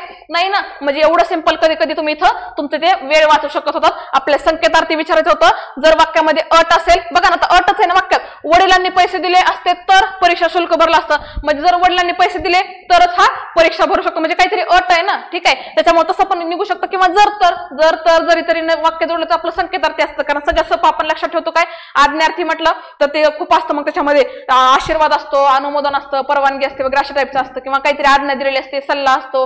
स्वार्थी म्हटलं तर सर्व काळातले असतात, मग जे पण आपले ते वर्तमान काळ भूतकाळ सर्व काळातील असतात. आणि विद्यार्थी म्हटलं तर मग ती वाविवे किंवा मग इच्छा असेल, कर्तव्य असेल, शक्यता असेल वगैरे हे आपण ते असं पाठ केलेलं असतं. परंतु सगळ्यात सोपं काय असतं आपल्यासाठी, जे वाक्याचे 4 प्रकार आहेत ना, की जे एक म्हणलं तर कोणतं स्वार्थी, दुसरं म्हटलं तर कोणतं आहे तर विद्यार्थी आहे, तिसरं म्हटलं तर कोणतं आहे आज्ञार्थी आहे, चौथं म्हटलं तर संकेतार्थी आहे. तर आपल्याला सगळ्यात सोपं हे स्वार्थी आणि संकेतार्थी असतं का, कारण आपण पटकन लक्षात ठेवतो. इथं म्हटलं कोणत्याही काळातलं वाक्य असेल तर हे आपलं स्वार्थी असतं, आणि इथं म्हटलं तर कोणतीही जर अट असेल तर हे असतं, आणि जर तर असतं तर आपलं संकेतार्थी असतं. फक्त आपल्याला कन्फ्युजन या विद्यार्थी आणि आज्ञार्थीमध्ये होत असतं. आणि इथं आयोगानं संकेतार्थीची व्याख्या विचारली आहे. संकेतार्थी म्हणजे नेमकं कशाचंही आहे, त्याच्यामध्ये अट असते का, त्याच्यामध्ये आज्ञा असते का, त्याच्यामध्ये सर्व काळांचा उल्लेख होतो, याच्या सहित आयोगाने विचारलं आहे. म्हणजे थोडक्यात सांगायचं म्हटलं तर ह्या संकेतार्थी वाक्याची डेफिनेशन सुद्धा आयोगाने विचारलेली आहे, आणि याचे उदाहरणही विचारले आहेत. त्याच्या बाहेर याचा प्रश्नच नाही, ठीक आहे. म्हणजे एवढा हाही सोपा होता. बघा नेक्स्ट बघा आता, व्यायाम करा आणि भरपूर खा, ह्याचं काय करायचं आहे आपल्याला, विद्यार्थी वाक्यामध्ये रूपांतर करायचं आहे. बघा आता विद्यार्थी वाक्य मला एवढं तर कळतं की विद्यार्थी वाक्यामध्ये काय असतं, वा, वी आणि वे हे प्रत्यय लागले असतात. कशाला हे प्रत्यय लागलेले असतात तर क्रियापदाला जर वा, वी, वे हे प्रत्यय लागलेले असतील तर आपलं हे काय असणार आहे तर हे आपलं 100% विद्यार्थी क्रियापद असणार आहे. आणि बघा व्यायाम करा आणि भरपूर खा या विधानाचं आपल्याला विद्यार्थी रूपांतर करायचं आहे. बघा आता जे आपले हे आहेत क्रियापद, बघा कुठं दिसतं वा, we, way Pratyaya, option number फक्त आणि फक्त 2 मध्ये दिसतं. म्हणजे एवढा हा सोपा होता. फक्त तुम्हाला ते रूल किंवा तो आपण त्याला काय म्हणतो नियम माहित असणं खूप गरजेचं असतं, की जर आपल्याला विद्यार्थी वाक्य ओळखायचं असेल तर कशा पद्धतीने ओळखायचं, तर ते वा, वी, वे हे जर क्रियापदाला लागलं असेल तर ते आपलं विद्यार्थी असणार होतं. ठीक आहे, चला ठीक आहे. अशा पद्धतीनं आपले जे 45 पॅसेज होतात, जे 45 प्रश्न आहेत त्याचं आपण सविस्तररित्या विश्लेषण घेतलेलं आहे. सांगायचा उद्देश की जो पेपर होता एकदम म्हटलं ना ज्याचे PYQ वर जास्त कमांड असणार आहे ना, तर त्याचा आपला आजचा हा पेपर होता. फक्त आता शेवटी वेळ कोणाला पुरलेला असेल किंवा कोणाला पुरलेला नसेल त्याच्यावरती डिपेंड आहे. परंतु सांगायचा उद्देश म्हणजे की जे वारंवार सांगत आहेत ना, एवढं तळमळीनं सांगतोय ना की PYQचं तुम्ही अनालिसिस करत चला, आयोगाला फॉलो करा, दुसरं कोणाला करण्यापेक्षा आयोगाला फॉलो करा. जेवढं तुम्ही आयोगाला फॉलो करताल तेवढं तुम्हाला आयोगाचा पॅटर्न समजेल, त्यानुसार आयोगाच्या प्रश्नपत्रिका घेत चला. आयोगाने त्या पद्धतीचं आता मी तुम्हाला सांगितलं ते 4 जे आहेत ना वाक्य, की वाक्याचे डेफिनेशन, वाक्याचे वैशिष्ट्य, म्हणजे एखाद्या ह्याची वैशिष्ट्य असतील, त्याचे उदाहरणं असतील, त्याचे प्रकार असतील, याच्या बाहेर आहे का कोणतीही प्रश्नपत्रिका तुम्ही घेऊन बघा. हे 4 जे तुम्हाला मी सांगितलेलं आहे त्या कन्सेप्ट त्याच्यावर त्याच्या बाहेर आयोगाचा प्रश्न नाहीये. फक्त सांगायचा उद्देश एवढाच की व्यवस्थित फक्त फॉलो करत चला. मी आणखी नाही सांगते, अभ्यासाची योग्य पद्धत ही खूप गरजेची असते, कारण जेवढं तुम्ही अभ्यासाची योग्य पद्धत करताल तेवढं तुम्ही म्हणजे त्यानुसार तुम्ही चालताल. आणि शेवटी एकच सांगेल, आयोगाला फक्त फॉलो करत चला. जेवढं तुम्ही आयोगाच्या PYQ अनालिसिस करत चला तेवढं तुम्हाला पेपरचे म्हणजे काठिण्य पातळी जे काय असेल ना ते फक्त असणार नाही. आणि राहिला प्रश्न वेळेचा, वेळ खूप महत्वाचा आहे, त्यासाठी तुम्ही टाइम लावा, होता येईल तेवढी MCQ ची प्रॅक्टिस करत चला. काहींचे मी तुम्हाला आणखी नाही सांगते, पुस्तकं पाठ आहेत परंतु प्रश्न समोर आल्याच्या नंतर टॅकल होत नाहीत किंवा वेळ पुरत नाही. कशासाठी तर फक्त आणि फक्त तुमचा जो प्रश्नांचा सराव आहे तर तो कमी पडत आहे. म्हणजे तुमची जी अभ्यासाची पद्धत आहे का तर ती योग्य नाही. तुम्हाला माहिती मला सगळं पुस्तक पाठ आहे किंवा मला सगळं येतं वगैरे, परंतु प्रश्न आल्याच्या नंतर तुम्ही का उत्तर द्यायला कन्फ्युज होता, 2 ऑप्शन मध्ये का कन्फ्युज होता का, कारण प्रश्नांचा जास्ती असं सराव करणं आपल्यासाठी खूप गरजेचं आहे. कारण आपला जो फायनल पेपर आहे तर तो आपला फक्त आणि फक्त ह्याचा आहे, MCQचा आहे. आपल्याला तिथे जाऊन लिहायचं वगैरे काही नाही. त्याच्यामुळं सांगायचा उद्देश एकच की फक्त PYQचं व्यवस्थित अनालिसिस करत चला, इथून मागे झालेल्या प्रश्नांचं व्यवस्थित करत चला. आणि आजचा जो हे पेपर आहे तो येणारी जी 17 डिसेंबर आहे त्याच्यासाठी खूप महत्वाचा असणार आहे, कारण बदललेल्या पॅटर्ननुसार हा पहिलाच आपला पेपर होता. जेणेकरून इथून पुढे आता म्हणजे तुम्हाला एवढं तर कन्फर्म कळालं की फक्त आणि फक्त पॅटर्न बदललेला होता, ते पण